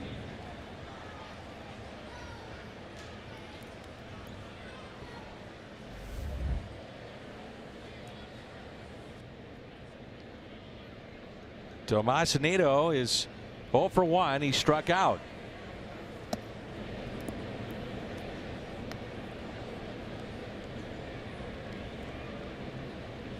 Wilmer Flores at the on-deck circle. He would pinch hit for Zach Wheeler. And the 1-0. Ground ball foul. Down the third base line and a souvenir. Luke Weaver beat the Mets, you may recall, in that first weekend of the regular season. That was on April 1st. Allowed 1 run in 5 innings. That's back to Weaver. Underhands for the out. And with 2 outs, a reminder that Cardinals baseball is brought to you by Budweiser. Wherever legendary MLB moments happen, Budweiser will be there. by Chevrolet, the #1 selling brand in the St. Louis area. Find yours at your Mid-America Chevy dealer. And by Barnes Jewish Hospital and Washington University Physicians, national leaders in medicine. Along with Cardinals Hall of Famer Jim Edmonds, I'm Dan McLaughlin. Jim Hayes with us as well. That pitch taken for a ball.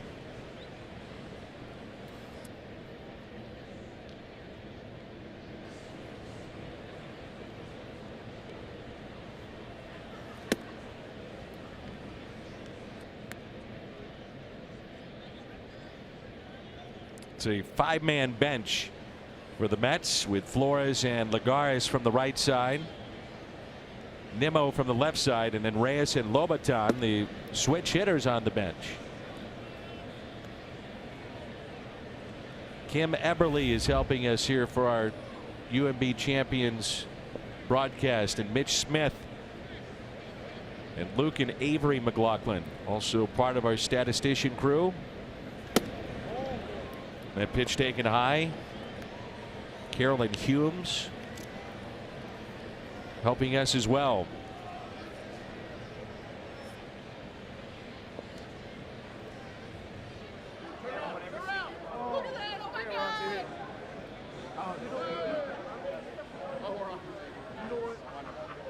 That's my line.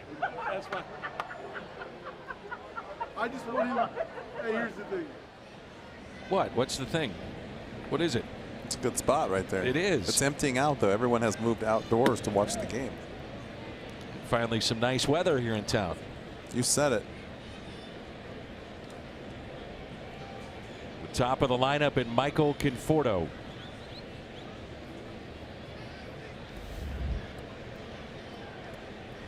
It's a 2-out walk to Wilmer Flores. Conforto has walked and also fly to center.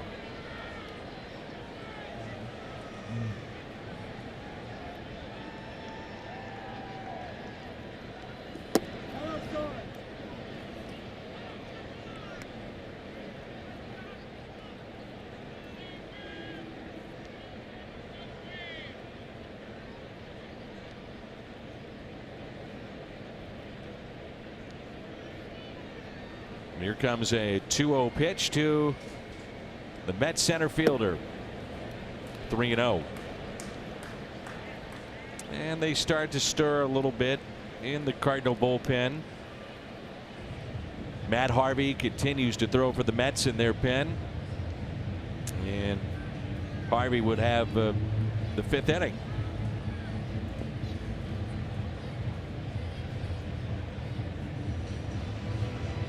So Harvey is ready to roll.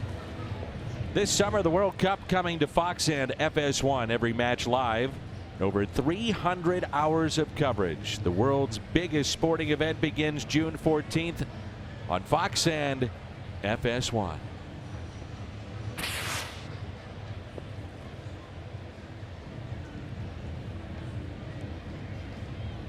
Three and 0 the count.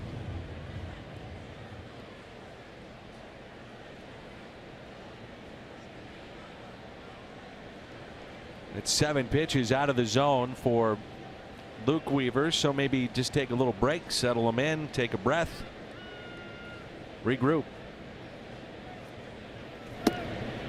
And now it's back-to-back walks, and this is the last thing he wanted to do.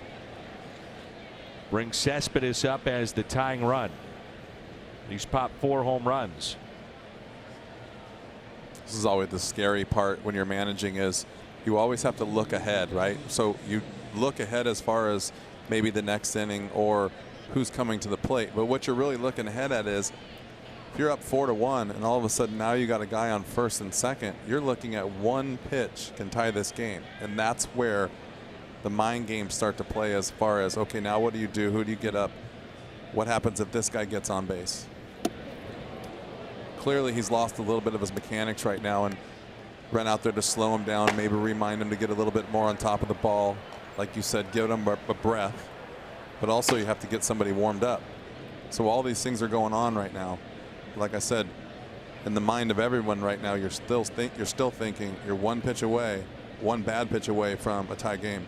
It's 9 balls in a row. And the 1-0 pitch to the slugger Cespedes. And he's swinging at that pitch. It's a pretty good changeup right there.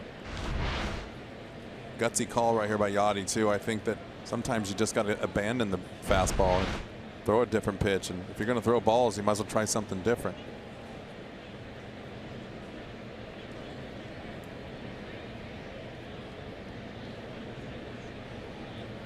The 1-1 pitch.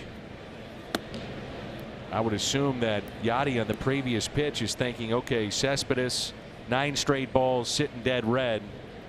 That's why he goes there with the changeup. For sure, and I'm pretty sure he thinks that he's going to swing the bat if he gets a pitch down the middle. And I think when you're a home run hitter, you always have to go up there truly believing that the next pitch is coming down the middle. And usually they're under control enough to be able to see the ball and then react.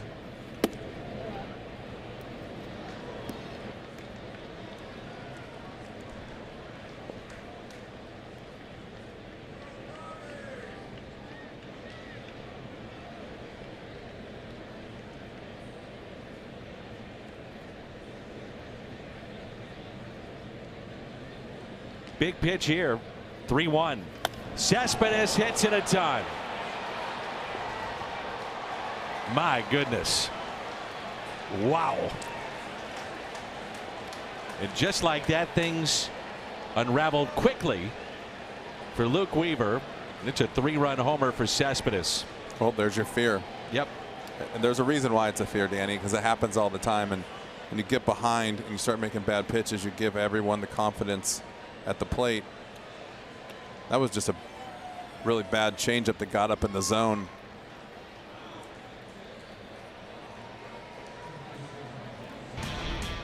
Let's go pitch by pitch.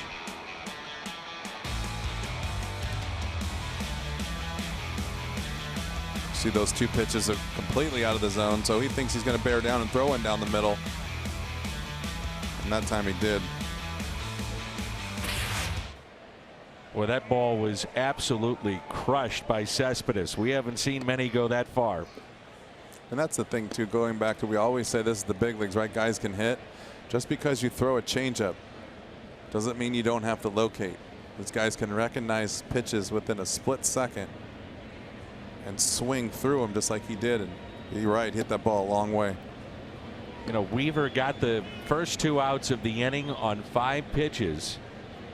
And then it just unraveled quickly. Flores walked, Conforto walked, and then one swing of the bat. Cespedes with his 5th home run. He's now driven in 21 on the year, and we're tied 4-4. It just looks like he's really pushing the ball right now. He just lost his mechanics. But, you know, Mike right now is trying to do everything he could to get him through the 5th inning. With, you know, it's so hard to take somebody out with 2 outs in that spot when he's got a chance to win the game. I think now he's got to do it. Yeah, for sure. Yep. It's frustrating for everyone, especially Luke Weaver.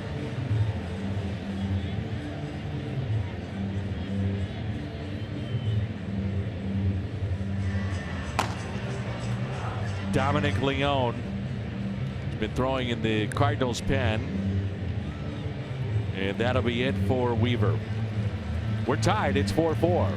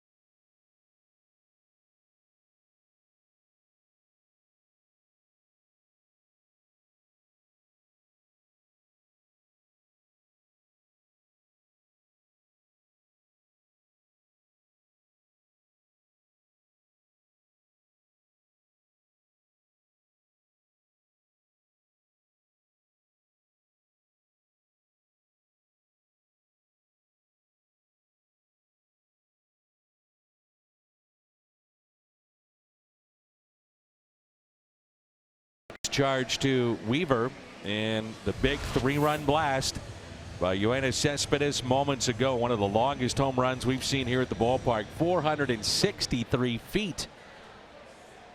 Our Lowe's whole team together now. Cardinals bullpen at home has been pretty good. 30 innings, ERA of an even 3. Dominic Leone is in with 2 outs. And now it's Todd Frazier. This is our Chevy call to the pen. You know, Weaver, a guy that, as you get a look at the numbers for Leone, for the most part, when he's mechanically right, you just don't see him walk anybody. You see him walk 6 and then go back to the previous start. Tells you something might not quite be right. Well, I think when you lose your mechanics and you can't feel it, you start feeling for the ball, and then you start moving your body around, and arm slot changes, and you're just trying to do anything you can to get it down in the zone, and you're just fighting it the whole time. Unfortunately, right there, it's just right at the wrong time. You need to get one more out to get him a chance to get that win, and just couldn't get out of it. And a base hit by Frazier to go along with a walk and a run scored. And here's Jay Bruce. Career high 6 walks issued by Weaver. And prior to that walk, he had retired 10 in a row. So the wheels came off in a hurry.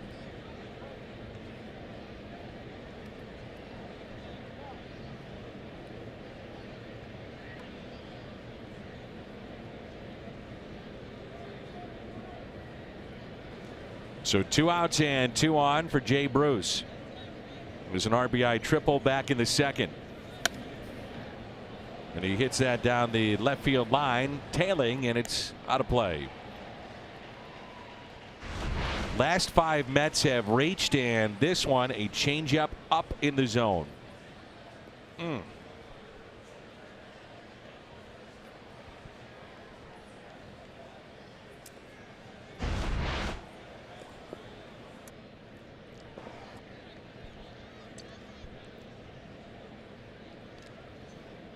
Here's a 0-1 pitch to Jay Bruce.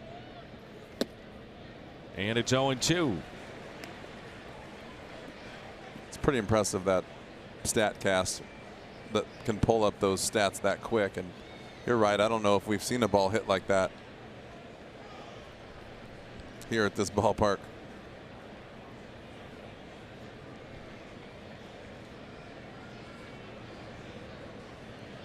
Wound up being 95 total pitches for Luke Weaver with 50 strikes. 4 for our scores we play here in the top of 5.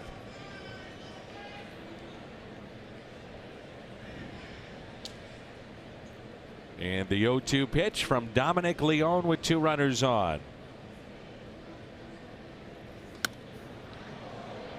And that's lifted in the air out to Marcelo Ozuna, and he makes the catch. Cespedes, the long home run, and with that, we're tied. It's 4-4.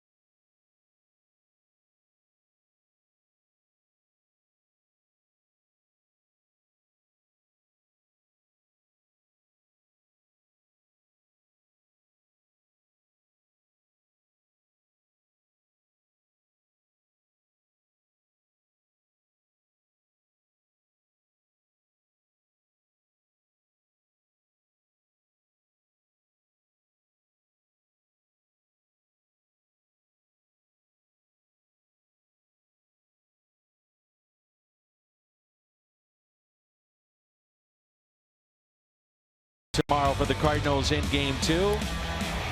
Friday night against Cincinnati here at Busch Stadium, 6 2/3.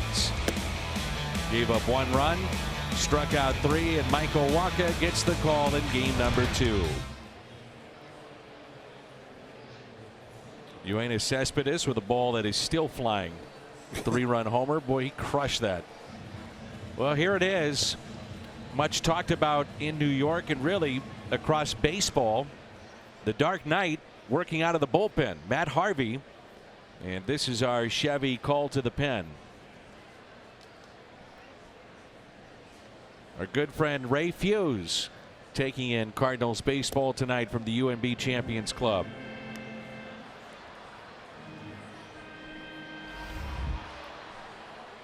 Well, the Mets, in dropping 4 of their last 6, issues, as I mentioned earlier, with their bullpen as Ozuna grounds it up the middle. Nice play by Rosario to his left. 19 runs, 19 innings, and 15 walks by the bullpen here recently. We'll see if that changes here with Matt Harvey coming in to pitch in the 5th inning. And no better way to go back in a rotation than to accept it, take it on, and say, look, I'm going to give you everything I got and pitch well. I mean, you have to accept it, right? You either accept it or you don't stay around very long. And yeah, you're right. I mean, I think that you have to take a long look in the mirror and see what's wrong and figure out if it's mechanics, if it's something inside of you, or arm isn't the same, injuries, you never know. So definitely would like to figure things out, get back out there and get back in the starting rotation. I'm telling you, when he first came up, there wasn't anybody filthier than this one. Started an all-star game. He was throwing high 90s. Just nasty. Here's the 0-2. Going to strike out of Molina.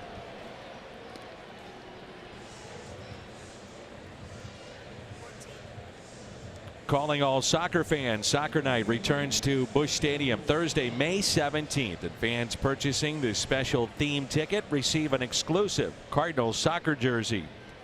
And Soccer Night tickets can be yours at cardinals.com/theme. So Harvey has retired the first 2, and now Dexter Fowler. He's grounded to second and also struck out.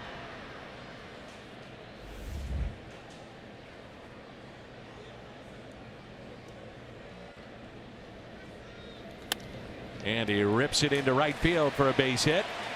Over to cut it off. Jay Bruce. Fowler thinking to throw offline, and he's standing up with a double. A 2-out double for Dexter Fowler.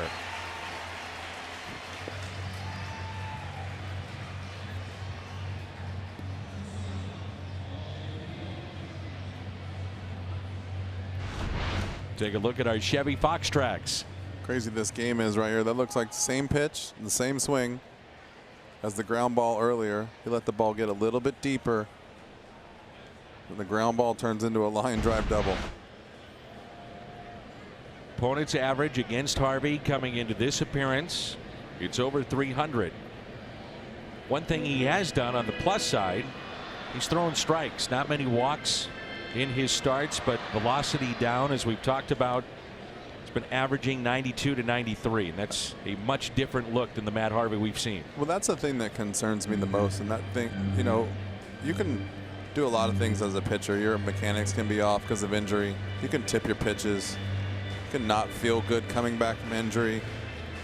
But when you start seeing the velocity dip, that, for me, my opinion, that gives me some cause for concern, as that's really what I think can make some of these pitchers so special, is that extra velocity makes it so much harder to hit.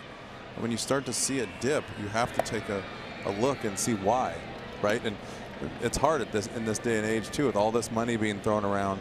Is someone going to give you the truth? Someone going to tell you that they're really hurt, or that they're not ready, or that they had a tough offseason? You just never know. Here's a 1-0. And a fastball, a strike. Matt Harvey was the 7th overall pick in 2010. Tommy John surgery in 2013. He had started the All-Star game less than a year after his major league debut. Tom Seaver, Jerry Koosman, Dwight Gooden all made starts in Mets history for an All-Star game. Pretty good company. Yeah, I'd say so. Here's a 2-1 pitch to Paul DeYoung. And DeYoung picks up a base hit into left center. Fowler will score. DeYoung racing to second base with a double. A 2-out RBI double for the Cardinals shortstop, and the Cardinals go back on top. It's now 5-4.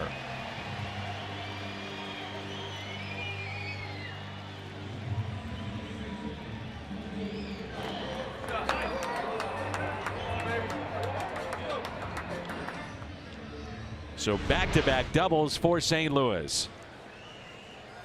Take a look at this fastball, just a four-seamer down, it looked like. But that's what I'm seeing right there is the difference between 97 and 93 is the life. And you see these guys really not having to attack the fastball. They're just swinging at it. And when you subtract that velocity, that subtracts a little bit extra movement, a little bit extra life, and it just brings you down to an ordinary pitcher. And then you have to have devastating off-speed stuff to combat that. But if you're not scaring anybody with that extra velocity, it makes you a little bit more ordinary, and it really takes away from being the Dark Knight or Superman, really, because the fear of a hitter isn't there anymore. And you know, as a hitter, you're going to get a pitch to hit in the strike zone, and if it's not 97 or 98, you're thinking, okay, I got a better chance. And all that, those mind games work for the hitter or for the pitcher. Great point.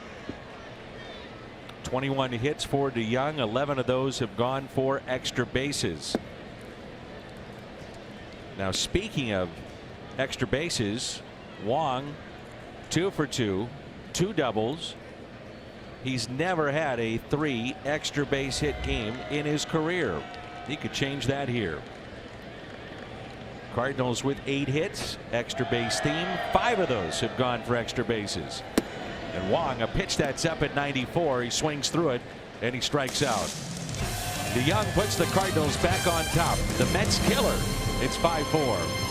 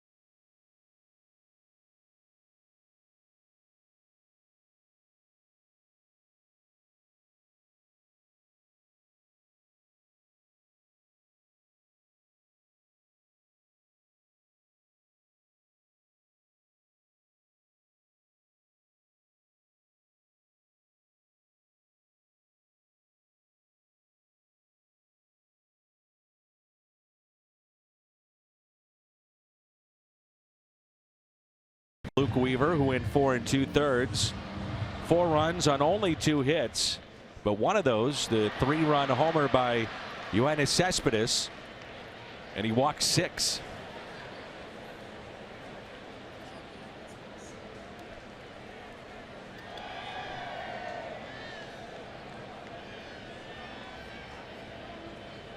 (5-4) our score. Top of the 6th, and the first pitch is strike to Adrian Gonzalez. He was robbed back in the 2nd inning by Colton Wong. came up with runner at third and nobody out. Wong made an outstanding backhanded play, and Mets never scored after that. There's a good slider by Leone, and that's what he possesses. And this is why, at least one of the reasons, Mike Matheny has talked about against left-handed batters, Leone can be very successful with a wipeout slider. That good slider is one of those things that not too many people have, and you saw the velocity earlier, and that good slider will give you a chance versus righties and lefties. And Gonzalez waves at a pitch way out of the strike zone, and Leone picks up his first strikeout. You know, that good slider can do to lefties what a good fastball does. You saw right there, Adrian Gonzalez has to kind of be aware of that slider because it's a tough pitch to hit, and then ends up chasing the fastball, because as a hitter, if you're looking for one pitch and get another, sometimes you panic and you swing at it just because in your mind you're like, oh, fastball, and then it's too late, it's by you. Here's Ahmed Rosario, 0 for 1 with a walk. You just saw Jordan Hicks. And now his first warm-up toss, so he's getting loose in the pen for St. Louis.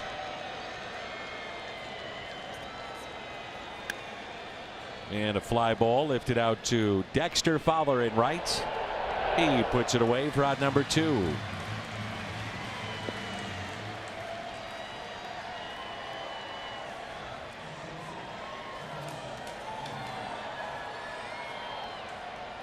Tomas Nido, the catcher for the Mets, 0 for 2 with a strikeout. Maybe the idea here with having Hicks up at this point would be not only 1 inning, but maybe even 2. Get him for the 7th and the 8th. You see how he's bounced back, and only they know it, from the last time he threw 2 innings. And then you have your chance where you get, can he do it? Has he done it? How did he feel the next day? Now it's a couple days later, and so you have that answer right there. Well, Mike's got that answer, we don't, but those are good indications of how he can do it.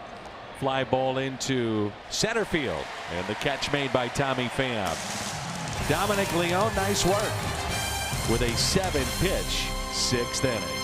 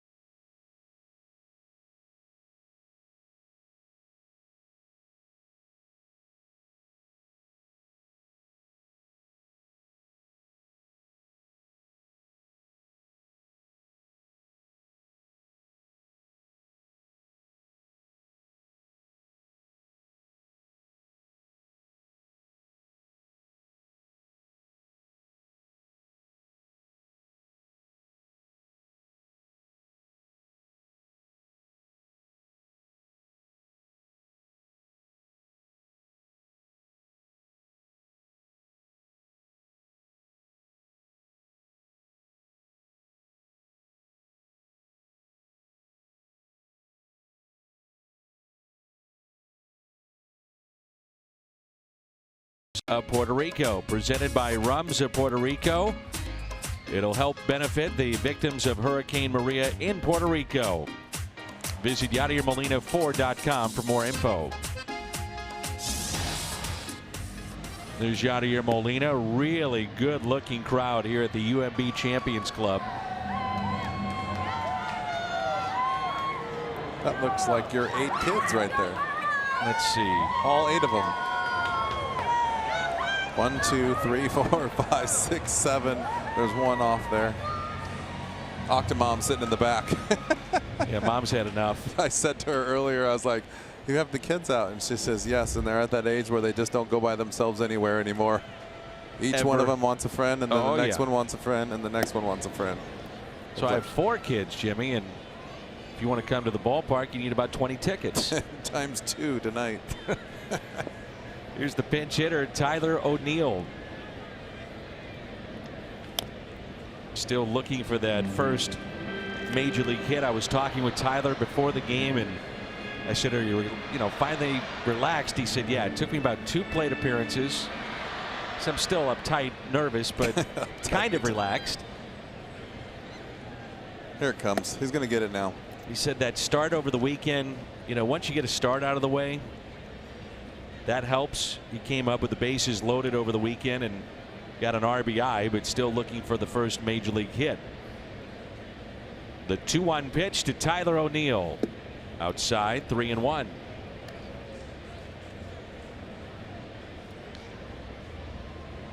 He said, but yeah, the nerves are still there. Mom and Dad, they were here. They made the trip from Canada to take in some of the games over the weekend. 3-1 pitch. And he grounds it to short. O'Neill retired for the first out.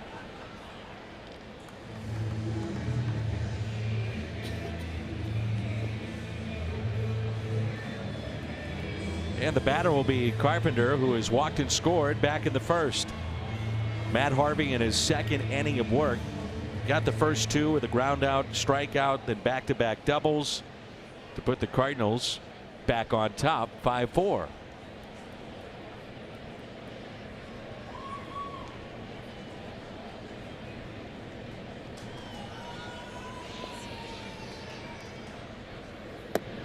And Carpenter looks at a strike.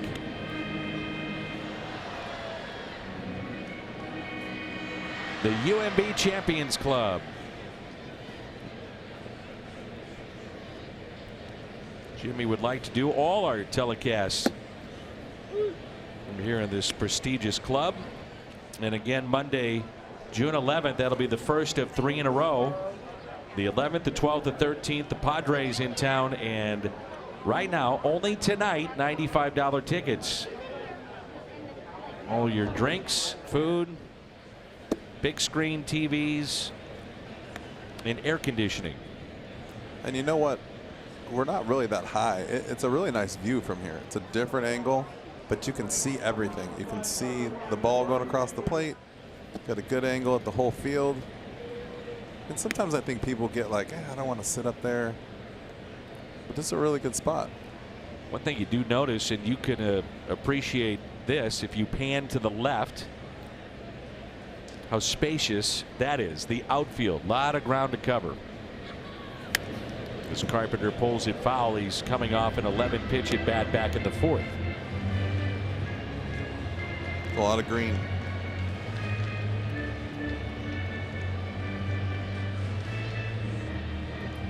Two and 2 the count.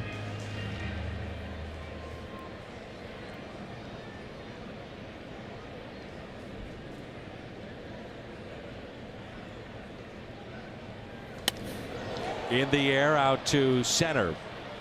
Conforto with the catch. And that's out number 2. Tommy Pham got things started on and going with the long ball. A 2-run homer back in the first after the walk to Carpenter. And that made it 2-0 St. Louis.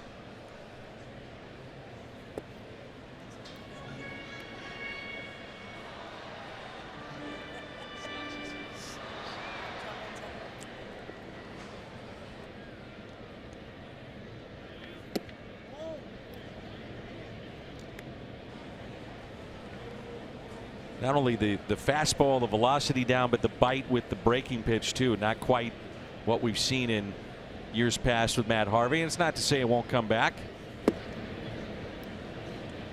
But that pitch right there is a good example. That used to be a wipeout pitch for him. A lot of guys would chase that. And I think too, I think when you get hurt or You don't have the feel of the velocity. It's in your head too, and you might change the way you throw certain pitches.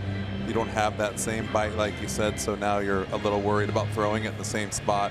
Doesn't have the same dive. The first pitch to Carpenter was like a backup slider actually. He threw the slider and it just spun the whole time and didn't do anything. So, I mean, obviously not the Matt Harvey we expect to see, but still battling up there nonetheless and still fighting for a job in the big leagues. It's well hit again off the bat of Pham, but foul, just foul down the right field line. He was asked about Matt Harvey going from the rotation to the bullpen, and they said, okay, on a scale of 1 to 10, where are you with this? And he said, I'm at a 10 of being quote unquote upset. He didn't use those words, but not happy.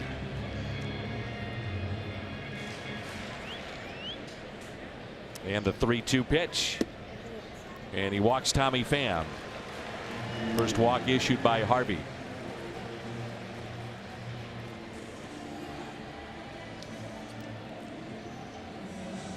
Jose Martinez 1 for 3.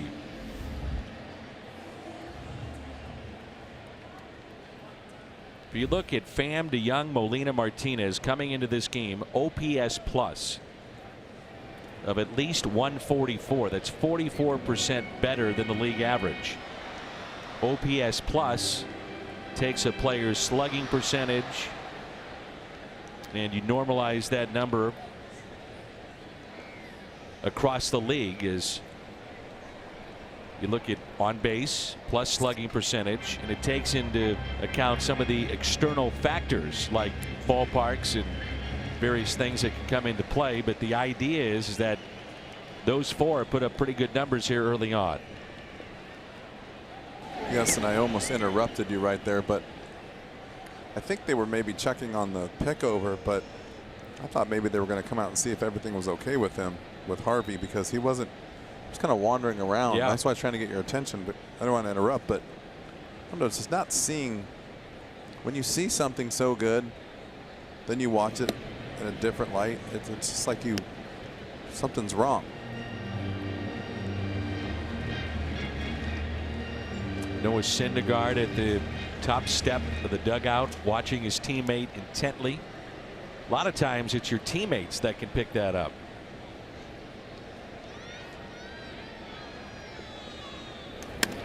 And the 1-0 is a nice diving stop at second base by Cabrera. It takes a hit away from Jose Martinez. Cardinals strand a runner. We head to the 7th.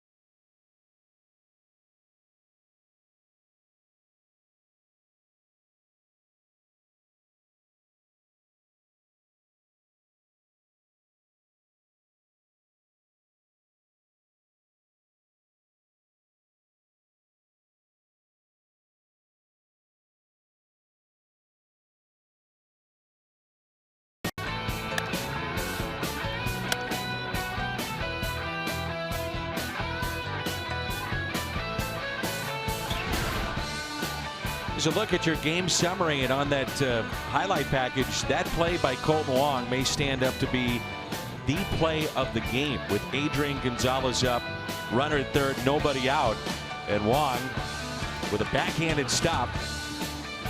The runner did not advance to the plate, and here we are, a one-run lead for the Cardinals. And now the flamethrower, young man Jordan Hicks, that has excited so many people around St. Louis and with the club, and really baseball wide. The velocity has caught the attention of anybody that follows this game. It's our Chevy call to the pen, and Jordan Hicks is in with a one-run lead for the Cardinals. How about that slider? Wow. This is Juan Lagares, the pinch hitter. Thank you. That's nasty. Hey, by the way, this guy throws 102. Then you see the first pitch slider. That pitch had 100. And the play made by Colton Wong.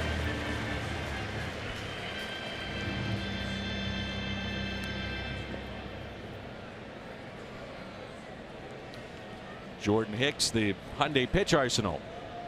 Back in like 2000, 2001, we had Sean Dunson on our team, and he came up to hit against Anderson that used to throw for Detroit, and he threw 102. It's not Brian Anderson, but you know what I'm talking about. Oh, yeah. And so he goes up there to pinch hit, and everyone's telling him he throws 102. Sean swung at 3 sliders in the dirt. He went back to the dugout. He screamed at everyone in the dugout, and then he turned around and started screaming at the pitcher. Throw the ball like a man. I thought you threw hard. And he's literally yelling at every single person on the field because he was so mad. Because as soon as you think 102, everything else is out the window. Sliders, changeups, whatever. You're not looking for anything else but 102. You're gearing up for the fastball. And that you get that look that he just got on that first slider. It's like a, uh-oh, that's going to hit me. 2 balls, no strikes on Michael Conforto. Pair of walks tonight. You know, that pitch right there is what has been interesting to me in watching him. It's not just velocity, but Jimmy, he's got that movement. Yeah. That movement is incredible. Maybe we'll get a chance to look at a couple of pitches when it settles down, and you can actually see the movement on the fastball.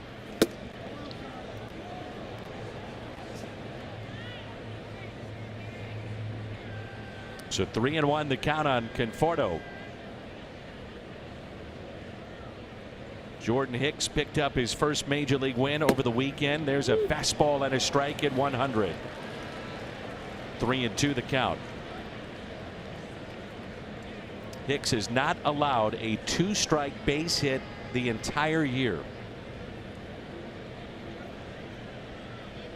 Impressive run to start his career.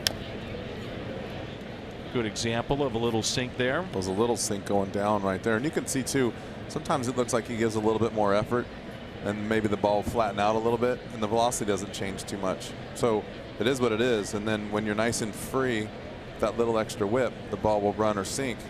When you try and press a little bit and throw it a little harder, sometimes the ball just flattens out. You don't get much more. 3-2 went with the slider, and it's down and in, and the third walk for Conforto. So the tying run is aboard.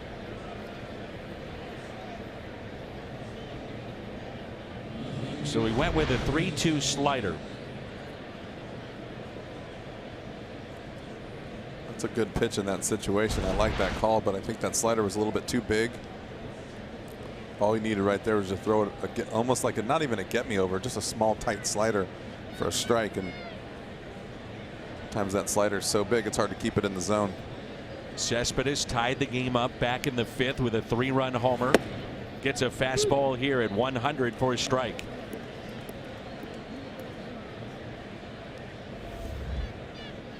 It was a loud, monstrous home run hit by Cespedes.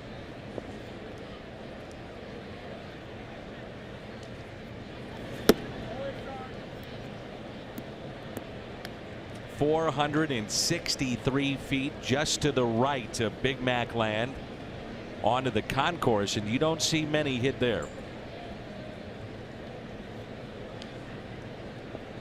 And the 1-1 pitch. Slider, a beauty. That's the one right there. A little bit tighter. See this pitch right here? Keeps this pitch in the zone, and That's kind of what Yachty was thinking, 3-2. Good job by catching that, keeping it in the zone also. And the 1-2. Cespedes goes down to get it. Carries to Tommy Pham, and the catch is made. This week is Variety Week, and every year for the past 18 years. Emo's picks a day during Variety Week to donate 10% of the proceeds back to Variety. Emo's Pizzas contributed more than $2 million to Variety, the children's charity of St. Louis.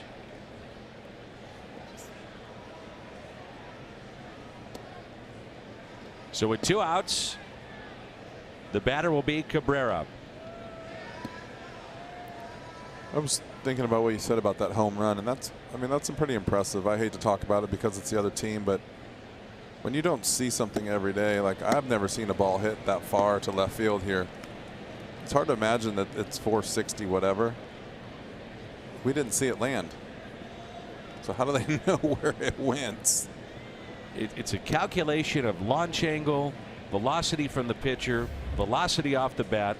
I'm calling you know what on all that. Yeah, well, I'm just trying to make the explanation. It's funny because back in the day they would say, well, we got this chart of the outfield seats, and if it hits this seat, well, that thing almost hit our pre and post game studio. So what seat is that going to?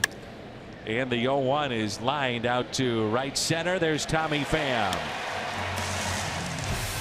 Jordan Hicks, a scoreless 7th. Time to stretch, and it's 5-4.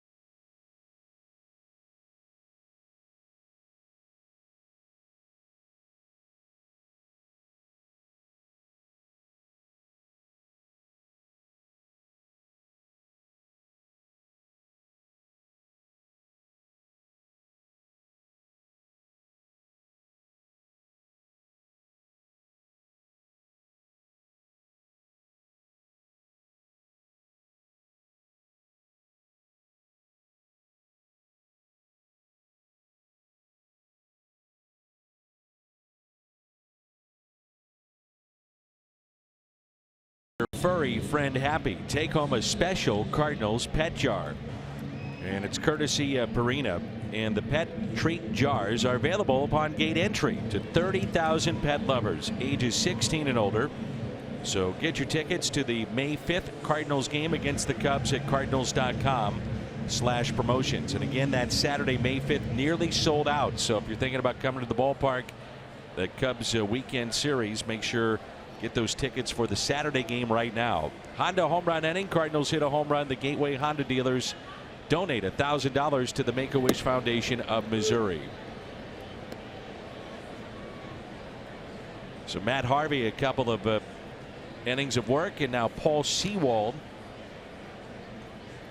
They have 7 right-handers in their pen. They carry an 8-man bullpen and 7 from the right side.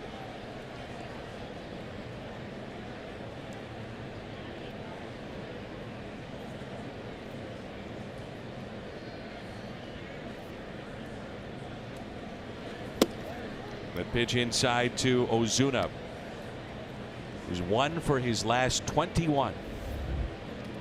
Tonight he's grounded to third, another time to short, also fly to center. Good slider.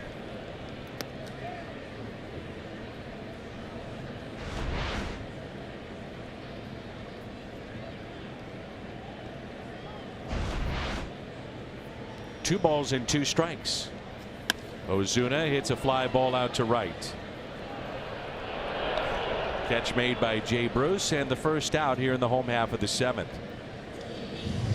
Once again, if you're just joining us, we're at the UMB Champions Club, and this special ticket offer is only available during tonight's TV broadcast. Visit Cardinals.com. Specially priced Champions Club tickets for $95 to the games on June 11th, 12th, and 13th against San Diego. Crowd tonight of 36,237. 36237. 0-1 pitch to Yadier Molina. 0 for 3 tonight.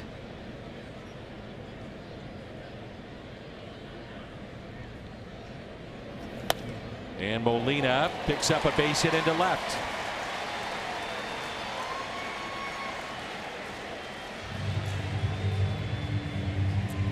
Your former teammate has gotten better and better and better. It's a good job of hitting right there. I was just going to say, you can see Sewald throwing the ball almost starting off behind Yadi. And most people would want to bail out to give your shoulder, to open your shoulder a little bit to get a better look at the fastball, and he just stays in there, doesn't try to do too much, probably not a guy he's seen a whole lot, and just try to hit the ball in the barrel. He's done a really good job of just trying not to do too much a lot. You know, it's not easy to hit against big league pitchers, and when you try to overdo it, sometimes it makes it even harder. So I think he, more than anybody I've seen, has done a better job, or the best job, of really just kind of calming everything down and taking the base hit against a tough pitcher. And now Dexter Fowler. 1 ball, 1 strike. Molina, by the way, has hit safely in his last 9 against the Mets.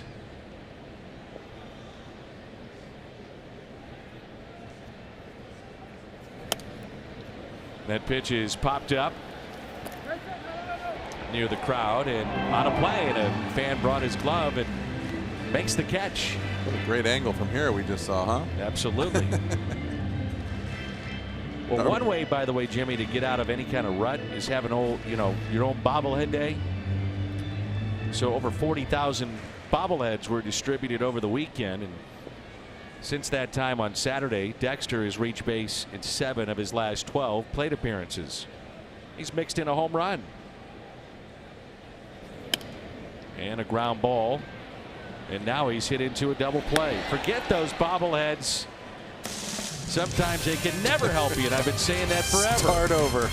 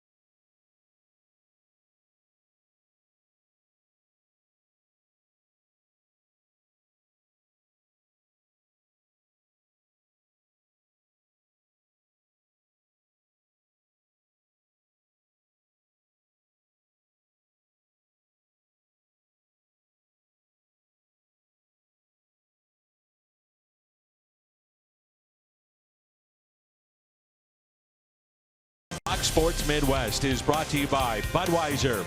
Wherever legendary MLB moments happen, Budweiser will be there. By National Car Rental. Go National, go like a pro. And by Ford, going further so you can. Tonight we're at the UMB Champions Club. And once again, those tickets at Cardinals.com, $95. June 11th, 12th, and 13th. And the second inning of work now for Jordan Hicks. Asked Mike Matheny, I guess it's been about 2 weeks ago, what role do you envision with Jordan Hicks? And he said, you know, I kind of see Archie Bradley. Archie Bradley, first 2 seasons, was a starter. Struggled at times, but showed flashes of greatness last season. And this year as a reliever, Bradley's ERA is 1.77. And he goes multiple innings. It can really bridge the gap between a 5 or 6 inning start, getting to the specialist or a closer. Bradley this year, 13 1/3, 8 hits, 16 strikeouts. Jordan Hicks, 12 2/3, 5 hits, 6 strikeouts, a 0 ERA. So very similar numbers and used in a similar type fashion. I think if I'm looking at a kid that's coming up out of the minor, league, sorry. You know, I think it has a lot to do with his background and how quickly you want to get him back to that where he was, but whether he was a starter, closer, whatever. You know, not every kid coming up that was a starter in the minor leagues or in high school or college is going to be a starter in the big leagues. But when you have an arm like that, that's his background.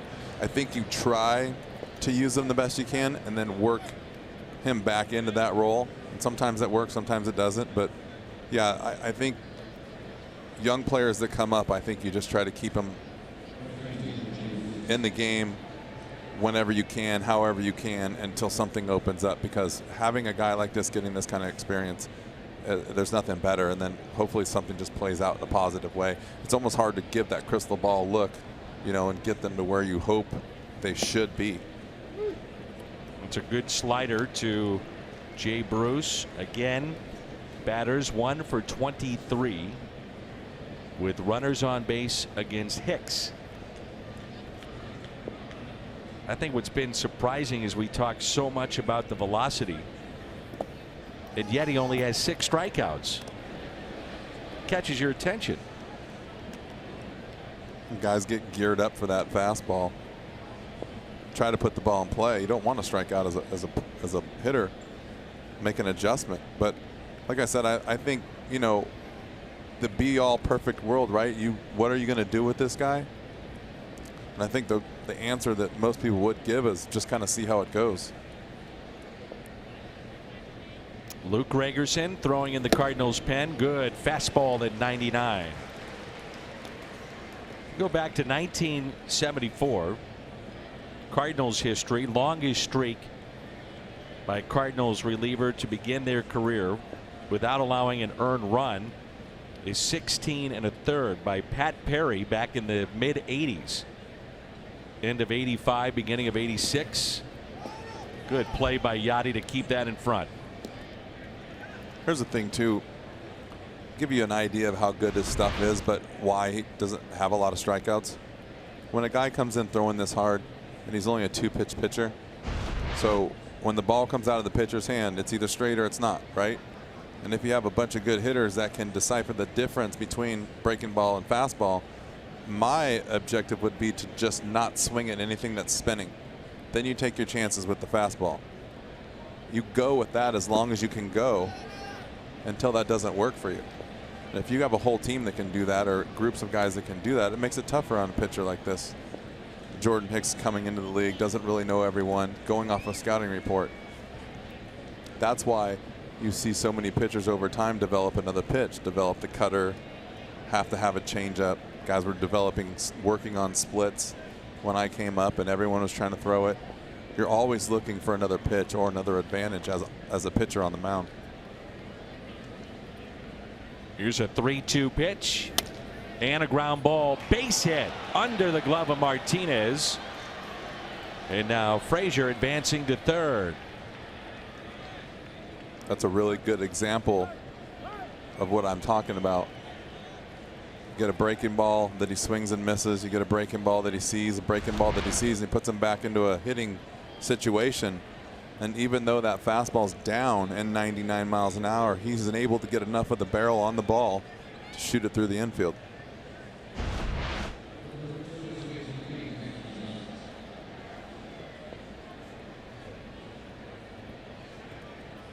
That's the biggest difference between the minor leagues and the big leagues. Hitters will just not swing at pitches out of the zone. Yep. Can he pitch himself out of this jam? Runners at first and third. Adrian Gonzalez.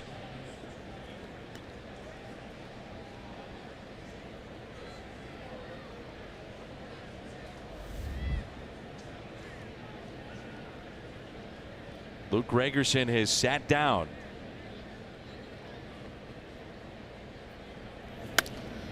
And that's hit out to left. Ozuna backs up, makes the catch. Frazier will tag up, and that'll be the first earned run charged against Jordan Hicks this year. And with that, we're tied at 5.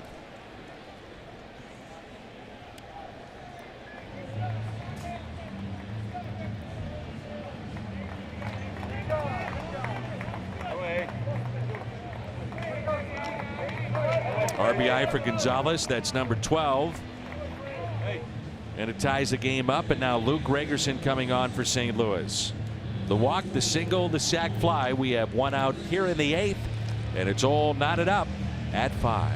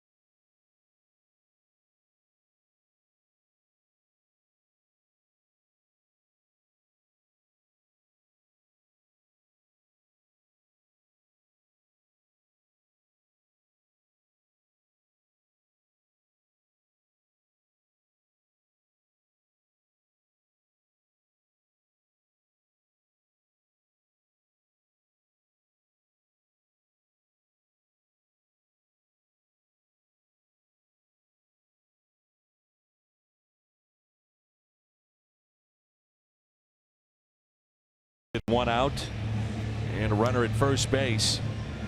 Luke Gregerson, our Chevy called to the pen, and this will be his 3rd appearance. Jordan Hicks, first time that he's given up an earned run in his major league career. So Gregerson will face Ahmed Rosario, who is 0 for 2 with a walk. Walk back in the second, twice has flied out to right.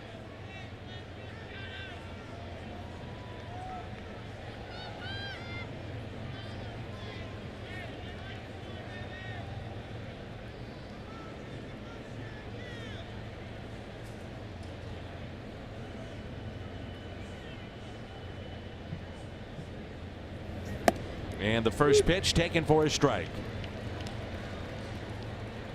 Luke Gregerson did not see action in the first series against the Mets. Started the year on the DL.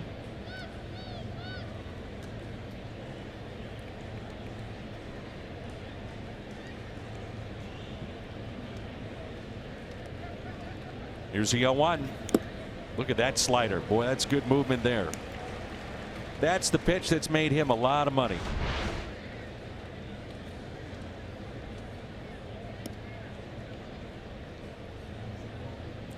A little bit tighter spin.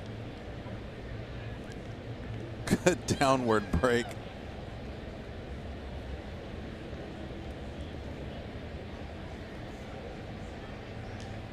Nothing into the count. And there's your ground ball, but foul. Anytime you see that little hump in it, you realize, uh-oh, that could be trouble. Guys can see that. You know what's funny too is, like, it always blows me away if you think back to the Cubs when Kerry Wood was throwing and Mark Pryor was throwing. Kerry Wood's 97 looked like it was 97. You could see the ball ran. You knew what he was going to throw you. Mark Pryor's 93, 94 looked like 98, 97. Like, his ball actually looked harder, and it was sneaky and tough to hit. He doesn't blow out his elbow, and that's why, though. That's the same. Anthony Reyes had that same delivery. How he got 92 by so many guys, same way. So when you get a guy like Gregerson out there who's not throwing 100, with just a little funkier, a little deceptive, you can see that little hitch. It's tougher to pick up, get more swings and misses. You get a guy with a good, smooth 99, sometimes you just see the ball a little bit better, and you obviously it's quicker to the plate, but for some reason when you can see it, it gives you a little bit more time. Tomas Nido. It's always an interesting thing to see as a hitter, why some guys' velocity looks way more than it is, and why a guy throwing 98 looks like it's very good, very hittable. Is it partly due to the fact that some guys have the smooth mechanics, and then when the ball just, everything's real free and smooth and easy, and then whop, it's right on you, right? And then the high, energy guys that are all over with mechanics, they've got everything into the pitch. You know what I'm saying? And the long arm, I think the smooth mechanics and the long arm, and the ball gets out and up and everything, you can start to see the ball coming at you, versus the guy who's just short armor, and the ball kind of jumps at you. Like, you don't get that arm stretch behind the body and then come forward. It's kind of like all of a sudden the ball's there and on you. And O was like that when he was in the bullpen, right? Yeah. But the bad thing about what you see in my experience out of all these years I've been watching and playing now, a lot of those guys have arm problems because it's a lot of arm elbow whip. It's a lot of like that torque on the elbow because they don't have the arm going back and the whole body going forward. It's just like this quick little arm action and on you. There's a 2-0. Happened to Pryor and Reyes. Out to center. There's Tommy Pham. So the Mets have tied it up. We move to the home half of the 8th. 5-5.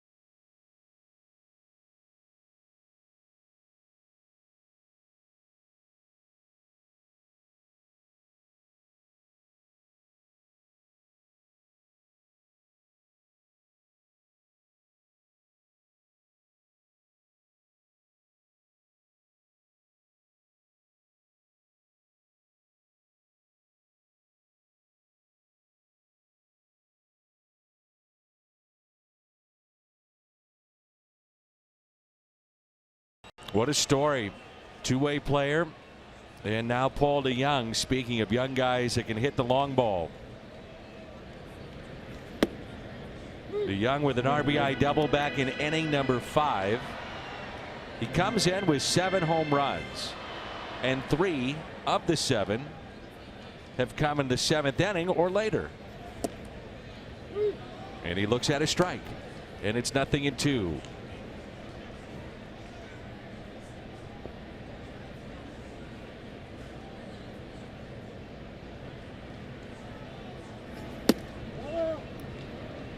Young picks up that leg, Jimmy, and we were talking about this prior to coming on the air over in the other booth.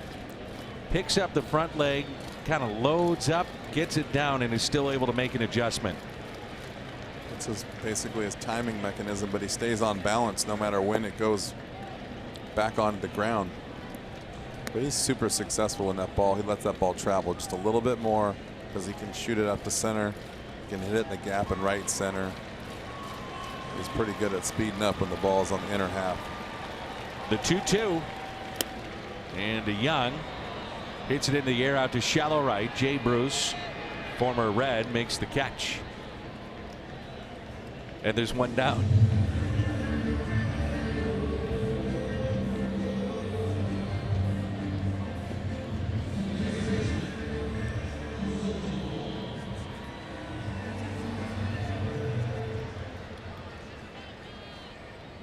Now Colton Wong, double in the 2nd, RBI double in the 4th, and is struck out.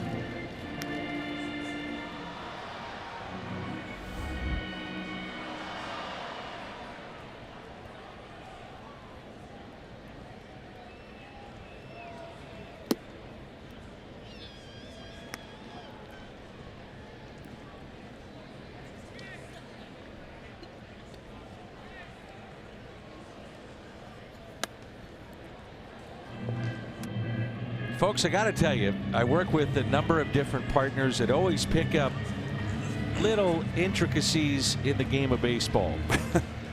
Jimmy hit me and almost flipped me out of my chair and started showing me every pitch that was coming. You have picked up something here with Sewald, and you're noticing changeup, fastball. Just woke up. I started paying attention again. Well, it's good to know that you're paying attention here again in the 8th. I'm kidding. But you're picking, I'm just kidding with you too, but you're picking up some things here with Sewald, and I've said it all the time. You're a baseball savant. You picked up things with guys that were on the mound on your own team and the opposition, and you can't sometimes pick it up on video. You got to, catch it in a dugout. You caught it up here at the UMB Champions Club. Yeah, I mean, I just feel like I was always looking for help. And hitting is tough, and we've pretty much broken down all the different types of pitches tonight, and you know why. Some are easier, some are harder. You get a kid that talked about throwing 100 miles an hour, doesn't have very many strikeouts.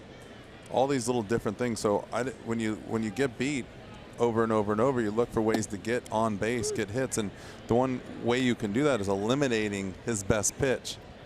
Now, it's a little easier for a lefty because there's more righties in the game and they throw differently to lefties, and the way they do that is they throw more changeups to left-handers. So I always thought that the best thing I can do is try to eliminate that changeup. So I'm going to do whatever it took to watch video, find out, watch if his hat's on sideways, if his mouth's open, whatever it is, to find out when he was going to throw that changeup. And that just made it easier on me. My partner knew every pitch that was coming in that inning.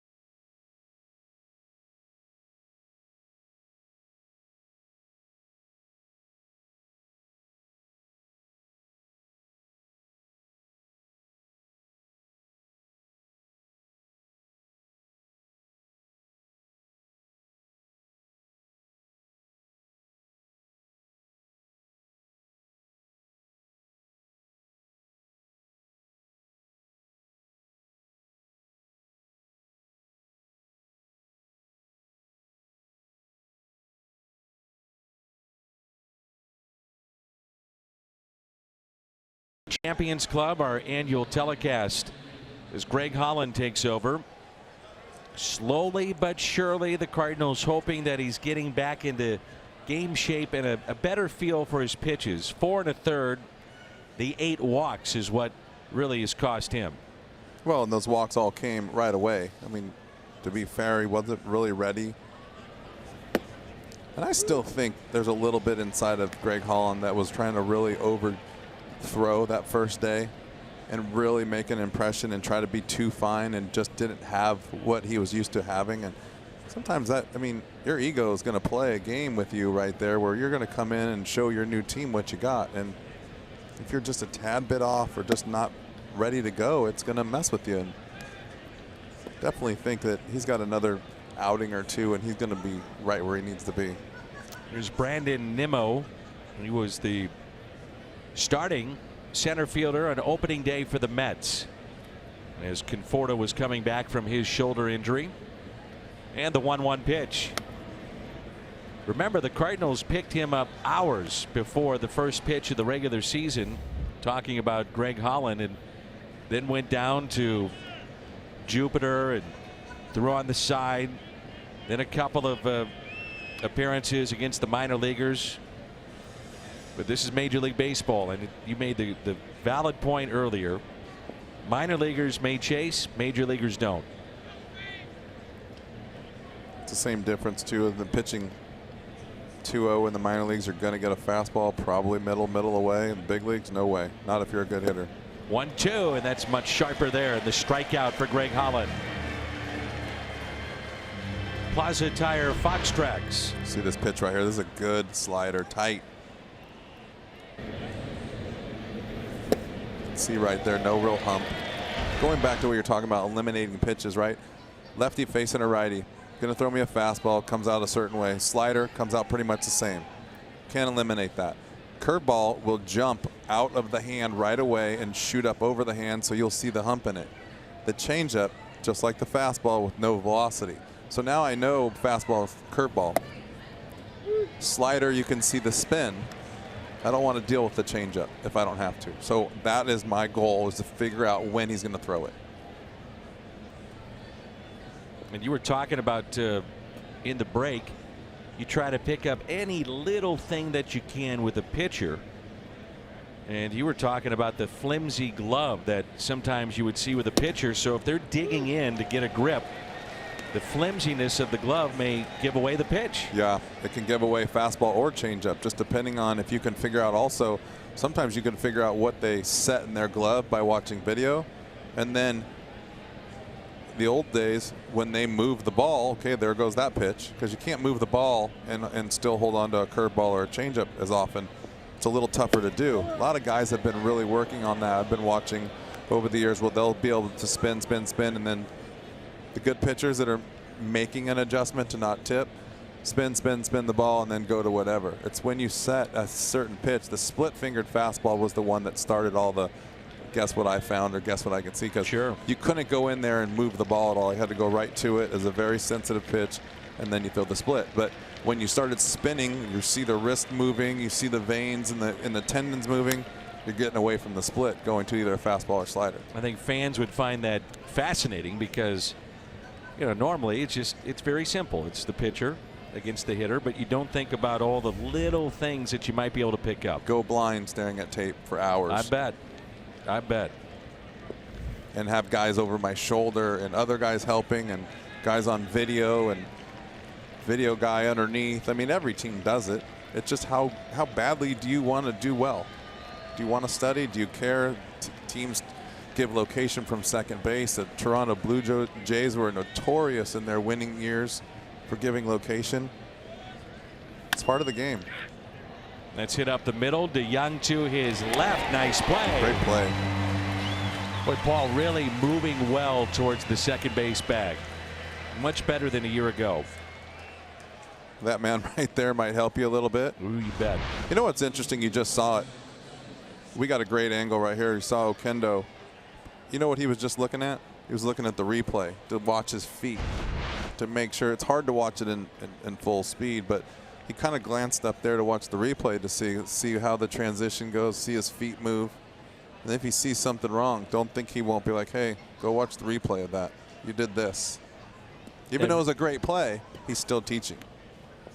Every little thing. I learned a lot from him just watching him hit infielders ground balls. A lot of little things that I didn't know that you needed to do to be good at the big league level. And now it's Cespedes who hit that long home run, 463 feet, back in the 5th inning off of Luke Weaver. That point tied the game up 4-4. Cardinals went back on top 5-4. Mets then tied it up last inning. So Yachty set up about a half-foot outside, almost to accentuate the point, not to leave something over the middle of the plate or in. And again, setting up outside, the 1-0 pitch. Perfect. Talked about earlier about that fastball that's showing everyone. Well, this shows everyone too. Be careful. Wow. I don't know how you get a read on the distance when you don't know where it lands, but there it was. Again, Jimmy will be on a conference call with StatCast tomorrow. Was it, what did Dexter call it? Dextercast. Dextercast? Was it Dextercast? Dexcast, I think. Dexcast. All the players have the same gripes. Here's a 1-1 pitch to Cespedes. Popped up. Foul territory. And a long foul ball. I hit a ball in Colorado that I remember them giving me. I remember it was in the upper deck. 498. Yeah, it was in the upper deck. Center field. And as I got to know Larry Walker a little bit, he said, do you remember that ball you hit up in Colorado? And I said, yeah. He goes, you know why it was 498, right? And I said, no. He goes, because I hit 1501. Well, I go and see the longest home runs hit in Colorado history. He doesn't even have 500, and mine's all the way down in the 460 range. Guess I hit the wrong seat. You got to take care of your hometown guys. Oh, for sure. I mean, I don't doubt that, but I was just impressed that I went from 498 to 468 in a couple of years. You know, as you get older and the farther you get away from the game, the better you were. Right. Well, the smaller my home runs are now. They're getting shorter. Ooh, the 1-2 left it over the plate. 2-2.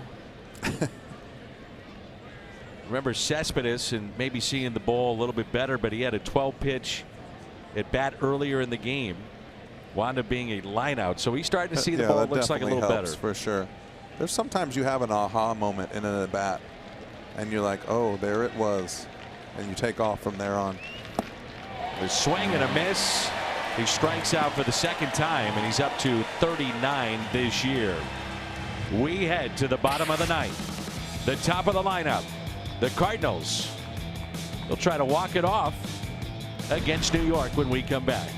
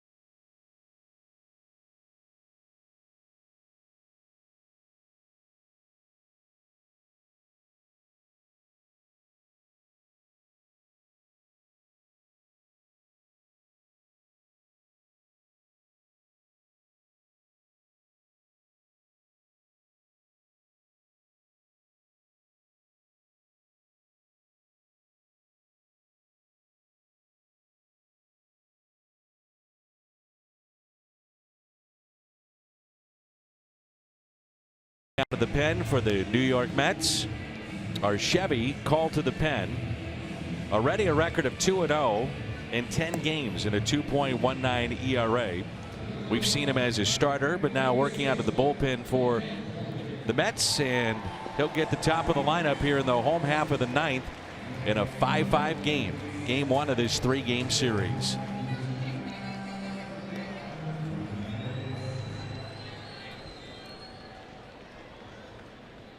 Three career walk-off homers. And one of those three earlier this season against Milwaukee.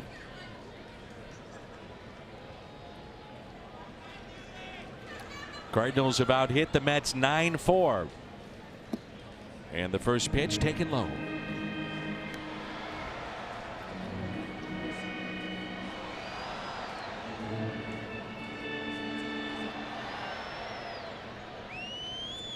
Take a look at the little mini shift. A little bit of, but look how deep the outfield is right there. Protecting from the double. Selman has had his way so far against left-handed batters. They are 0 for 18 against this righty. Look at everyone out there. Jay Bruce is going to have the Fox Midwest sign on his back here in a minute. The 2-0, and it's a strike, 2-1.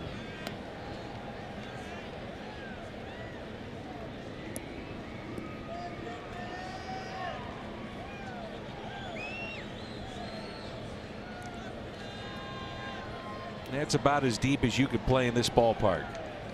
The 2-1 pitch. Low. 3-1. We were talking about this earlier. This is where you'd like to see Carpenter maybe expand that strike zone and do some damage. It's funny that when Andy was sitting up here, Andy Van Slyke, he was like, Carpenter was in a 3-1 situation with the guy on base and 2 outs. It's not the time to be taking pitches. Time to drive the ball. He'll take the walk here. 50-50. Yep. Got to get that guy on, but if he gets a pitch to hit, you got to let it go. So the winning run is aboard for St. Louis. Second walk for Carpenter, who walked back in the first and then scored in the home run by Tommy Pham. Pham has been on base 4 times tonight. A pair of walks, a single to center, and a 2-run homer back in inning number 1. He has reached in 7 of his last 9 plate appearances. And the first pitch lifted out to center. That ball will drop. And Carpenter stops at second base. Well, we're just talking about how deep the Mets are playing. And I'm assuming Carpenter just did not get a very good read off the bat. Regardless, he's in scoring position for the Cardinals.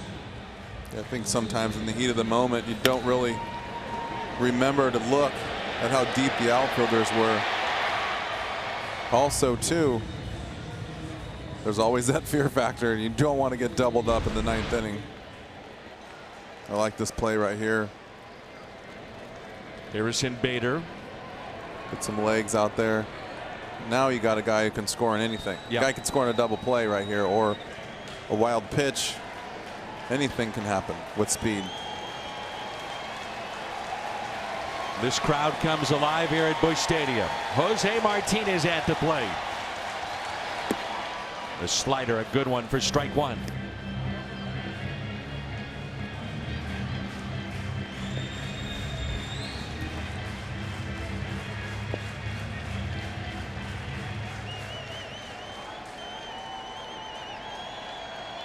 One for 4 on the night. And the next to the Cardinals slugger. In time called, granted. It was called by Martinez.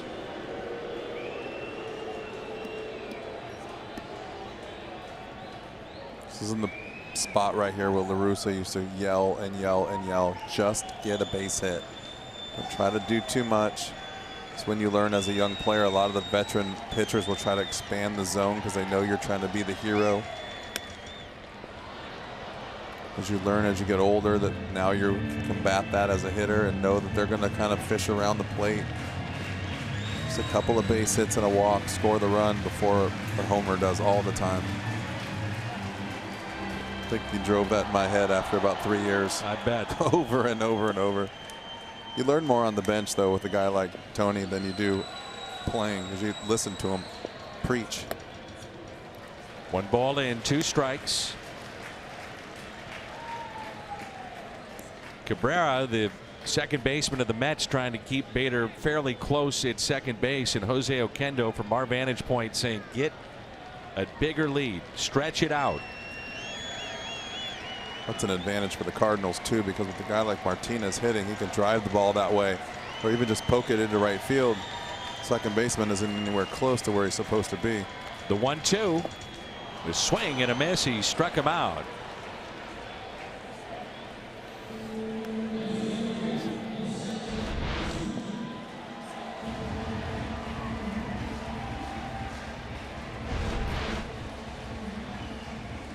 You're wondering about the outfield arms of the Mets. Very strong in left with Cespedes, strong in right with Jay Bruce, Conforto as well. They're fairly shallow, realizing the winning runs at second base. And now Ozuna. Ooh. There's strike 1. Both of us leaning back. Oh, that's the pitch. The spinning slider. Tell you what, though, Marcel's yet to get hot, and when he gets hot, he'll start swinging at that pitch. Got 4 hits against Gesellman, 3 of those home runs, and now a double play ball out at second. The turn and a double play. And Marcell Ozuna is now 1 for his last 23. Extra innings coming up.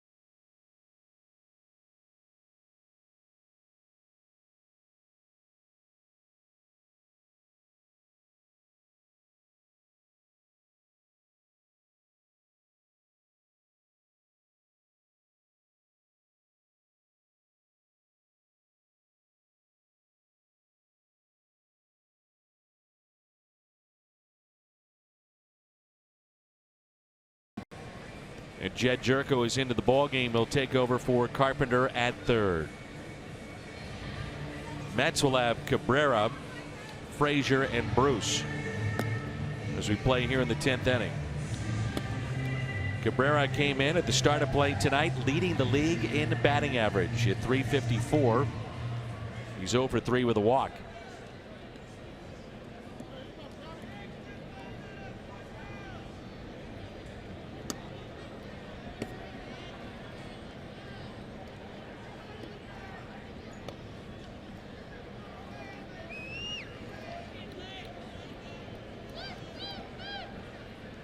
The switch hitting Cabrera.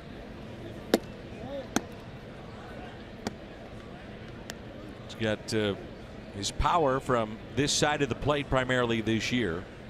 Average at .362. 3 of his 4 home runs coming from the left side. That's lifted foul and out of play.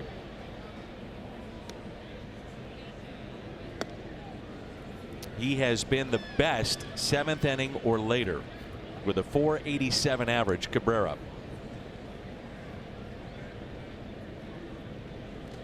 One ball, one strike, and the next from Matt Bowman.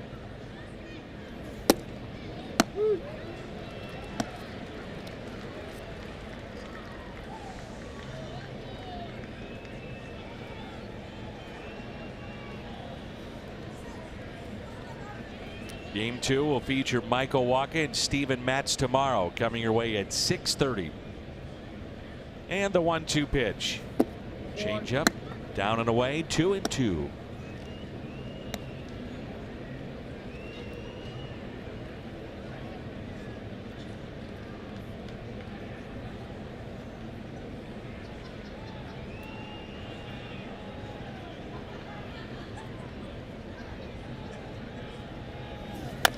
And a ground ball hit up the middle, and it finds a hole. Bowman thought about going after it, elected not to, and a decision I'm sure he wished he wouldn't have made.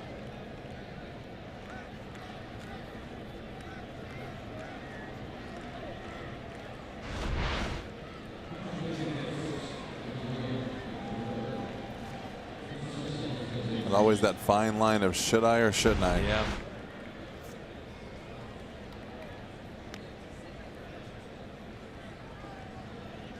So Jose Reyes will pinch run.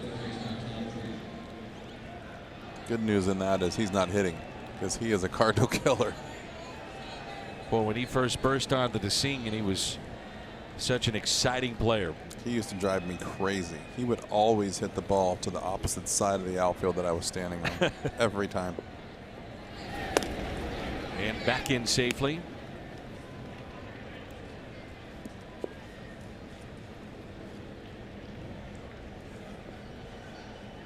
And Reyes, a guy that possessed a very good arm at short, great range. Over 500 stolen bases in his outstanding career, 513. That pitch taken down and in.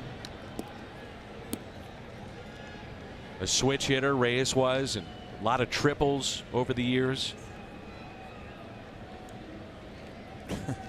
A lot of them against us. 128 career triples, by the way. You know, that's something that often is overlooked now in today's game. Triples, steals. Such a game of power. Speed. Yep. Ideally, what do you want to have from Matt Bowman or any pitcher to the plate? What's the time? I was just checking it right there. Below 1-3 for sure, with Yachty throwing. With Yachty behind the plate. Sorry. Double play ball. 4-6-3 with a double play. Gets the ground ball. Bowman will do that. And they get the double play. Anytime you're at pitchers in the stretch and he's above 1-3, I think guys are going to run. And you got Yachty back there, but you still got to give him a chance. That's one that. Good job with the sinker. I was going to say right there, getting the double play ball is exactly what he needed to do. That's one that Bowman doesn't get, and he's thankful for that too. Crazy game. It sure is. So the double play, and now Jay Bruce at the RBI triple back in the second. Fly twice to left and is also singled, 2 for 4. Talked about it earlier, but your former teammate, good player, good citizen too.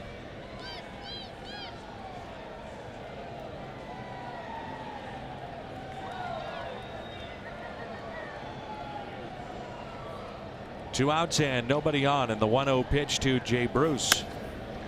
Lifts a fly ball out to center. Tommy Pham back at the wall, and it's gone. And the Mets go on top with a solo home run from Jay Bruce.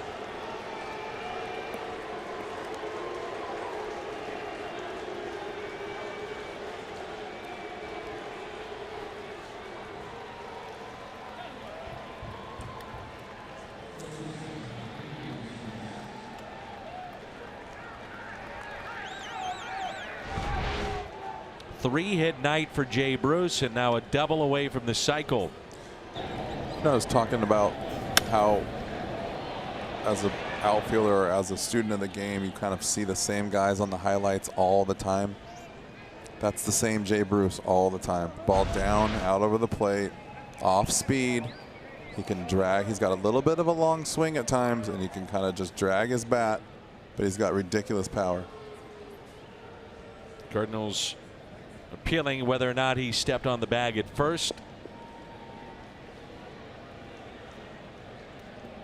And now Mike Matheny, isn't this interesting, out to talk to the first base umpire Brian Gorman, who also serves as the crew chief. And now the Cardinals, in terms of challenges, what they can do is go to the umpiring crew and say, hey, think you may have missed something here, you might want to look at it, and it becomes an umpire review.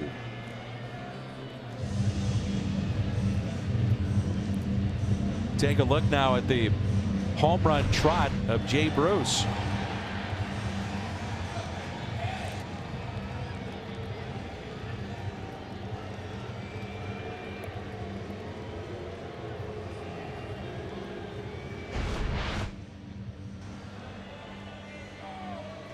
This is kind of a unique situation too, because someone had to bring that to his attention. So you're not really looking for that. Did I miss? I mean, it looked like he stepped right on the bag, didn't it? Yeah, I didn't. Well, they showed it up on the big screen and I missed it, but I just find it odd that somebody jumped on that. I didn't think it was. Could you imagine if he close to him being? out? Yeah. What the heck? Pretty clear that he touched the bag at first, and so it's a home run. It's the first time the Cardinals have trailed in this game and in the last 37 innings. Jay Bruce saying, yeah, I touched first base. So the 2-out home run to center here in the 10th by Bruce, and now Adrian Gonzalez. The pitch taken low.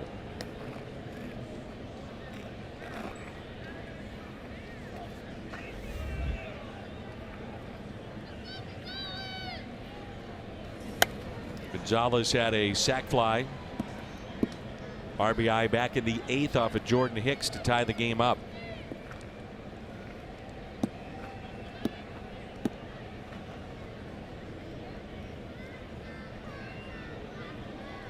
And the 1-1. Gonzalez pulls it foul. This guy's a pretty good hitter too. Big time. Not to be in the hitting 224, but keep an eye on him as the year progresses. He's a pretty good athlete also. It doesn't look like it. He's a bigger guy. He's pitched in high school too. He used to go out there on the mound and always want to pitch. The strikeout of Adrian Gonzalez. The Cardinals looking ahead to the bottom of this inning. Molina, Fowler, and DeYoung coming up, now trailing 6-5.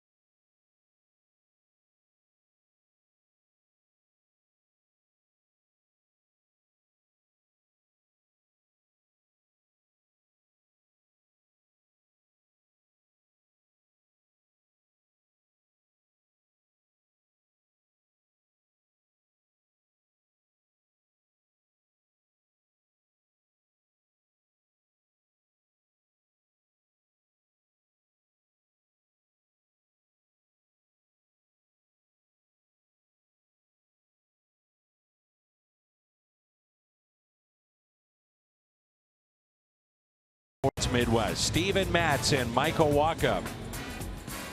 Matz is 1-1, Waka 3-1, and good numbers for the most part against New York. 6:30 with the pregame show. Jeurys Familia in our Chevy call to the pen. So Familia in to try to pick up the save. He's blown 2 of his last 3 save opportunities.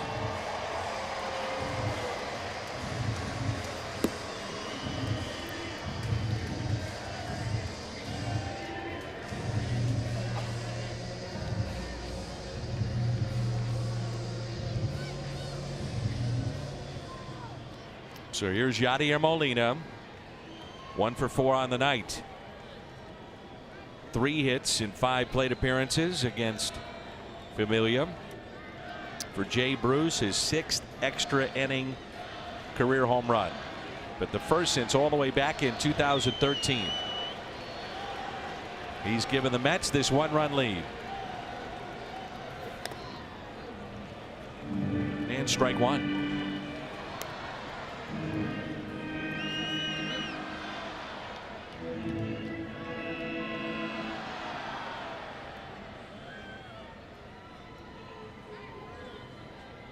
And Yadi giving his counterpart moment to get back behind the plate after that foul tip caught him. Here's the 0-1. 0-2.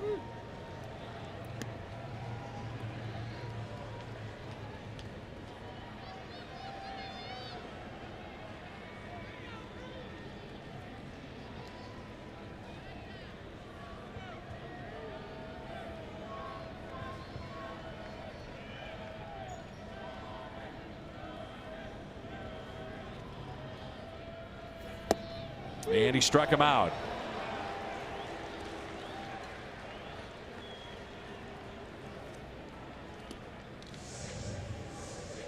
Familia, an all-star in 2016, trying to regain that form. Molina didn't like the call, but looked to be a pretty good pitch. Hard to tell. Was that tight? I don't know if that was like a slider or cutter. You saw that slider spin, but didn't really break until the end. Familia 2015 had 43 saves, 1651.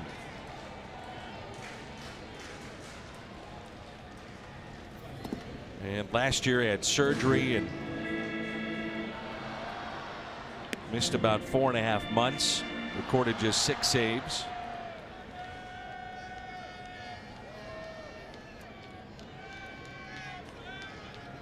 And he passed up Billy Wagner on their all-time saves list. Recently passed Jesse Orozco.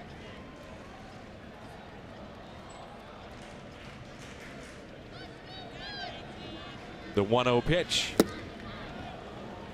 1 ball, 1 strike. Fowler with 3 home runs, all 3 from this side of the plate.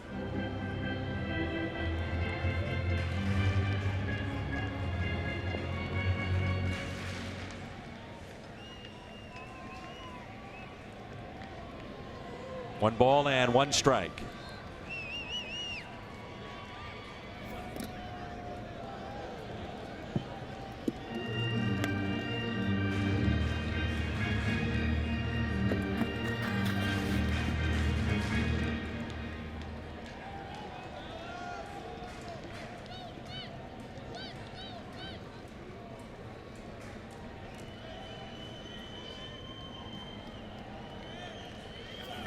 And the 2-1 out to center for out number 2.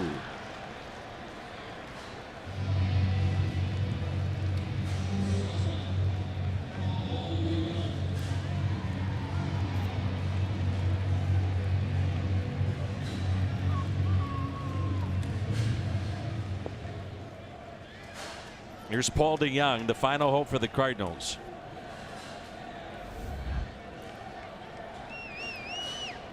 No strikeouts in his last 16 plate appearances. Seen the ball much better here lately. Was hit by a pitch and doubled tonight. Picked up an RBI.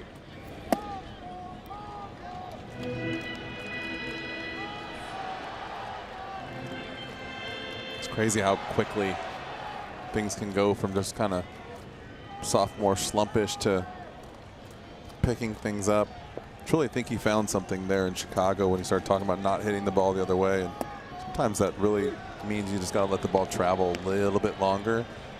And what that does is allow you to see the ball a little bit better. You're not worried about getting the bat out. And like I was saying before, misconception of having to be out front with the bat to be able to hit home runs. Here's a 1-1.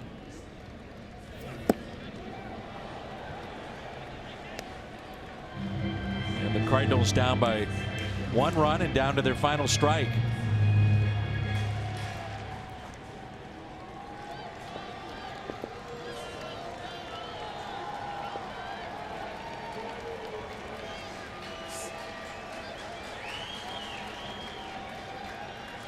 The 1-2 pitch.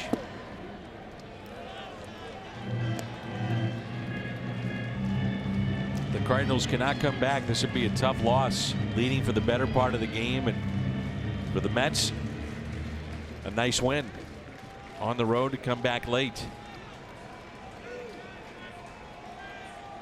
The 2-2 pitch to the Cardinals shortstop. Got him. And the Mets take game 1 in 10 innings by the final of 6-5, thanks to a 10th inning solo home run by right fielder Jay Bruce. The Budweiser plays of the game.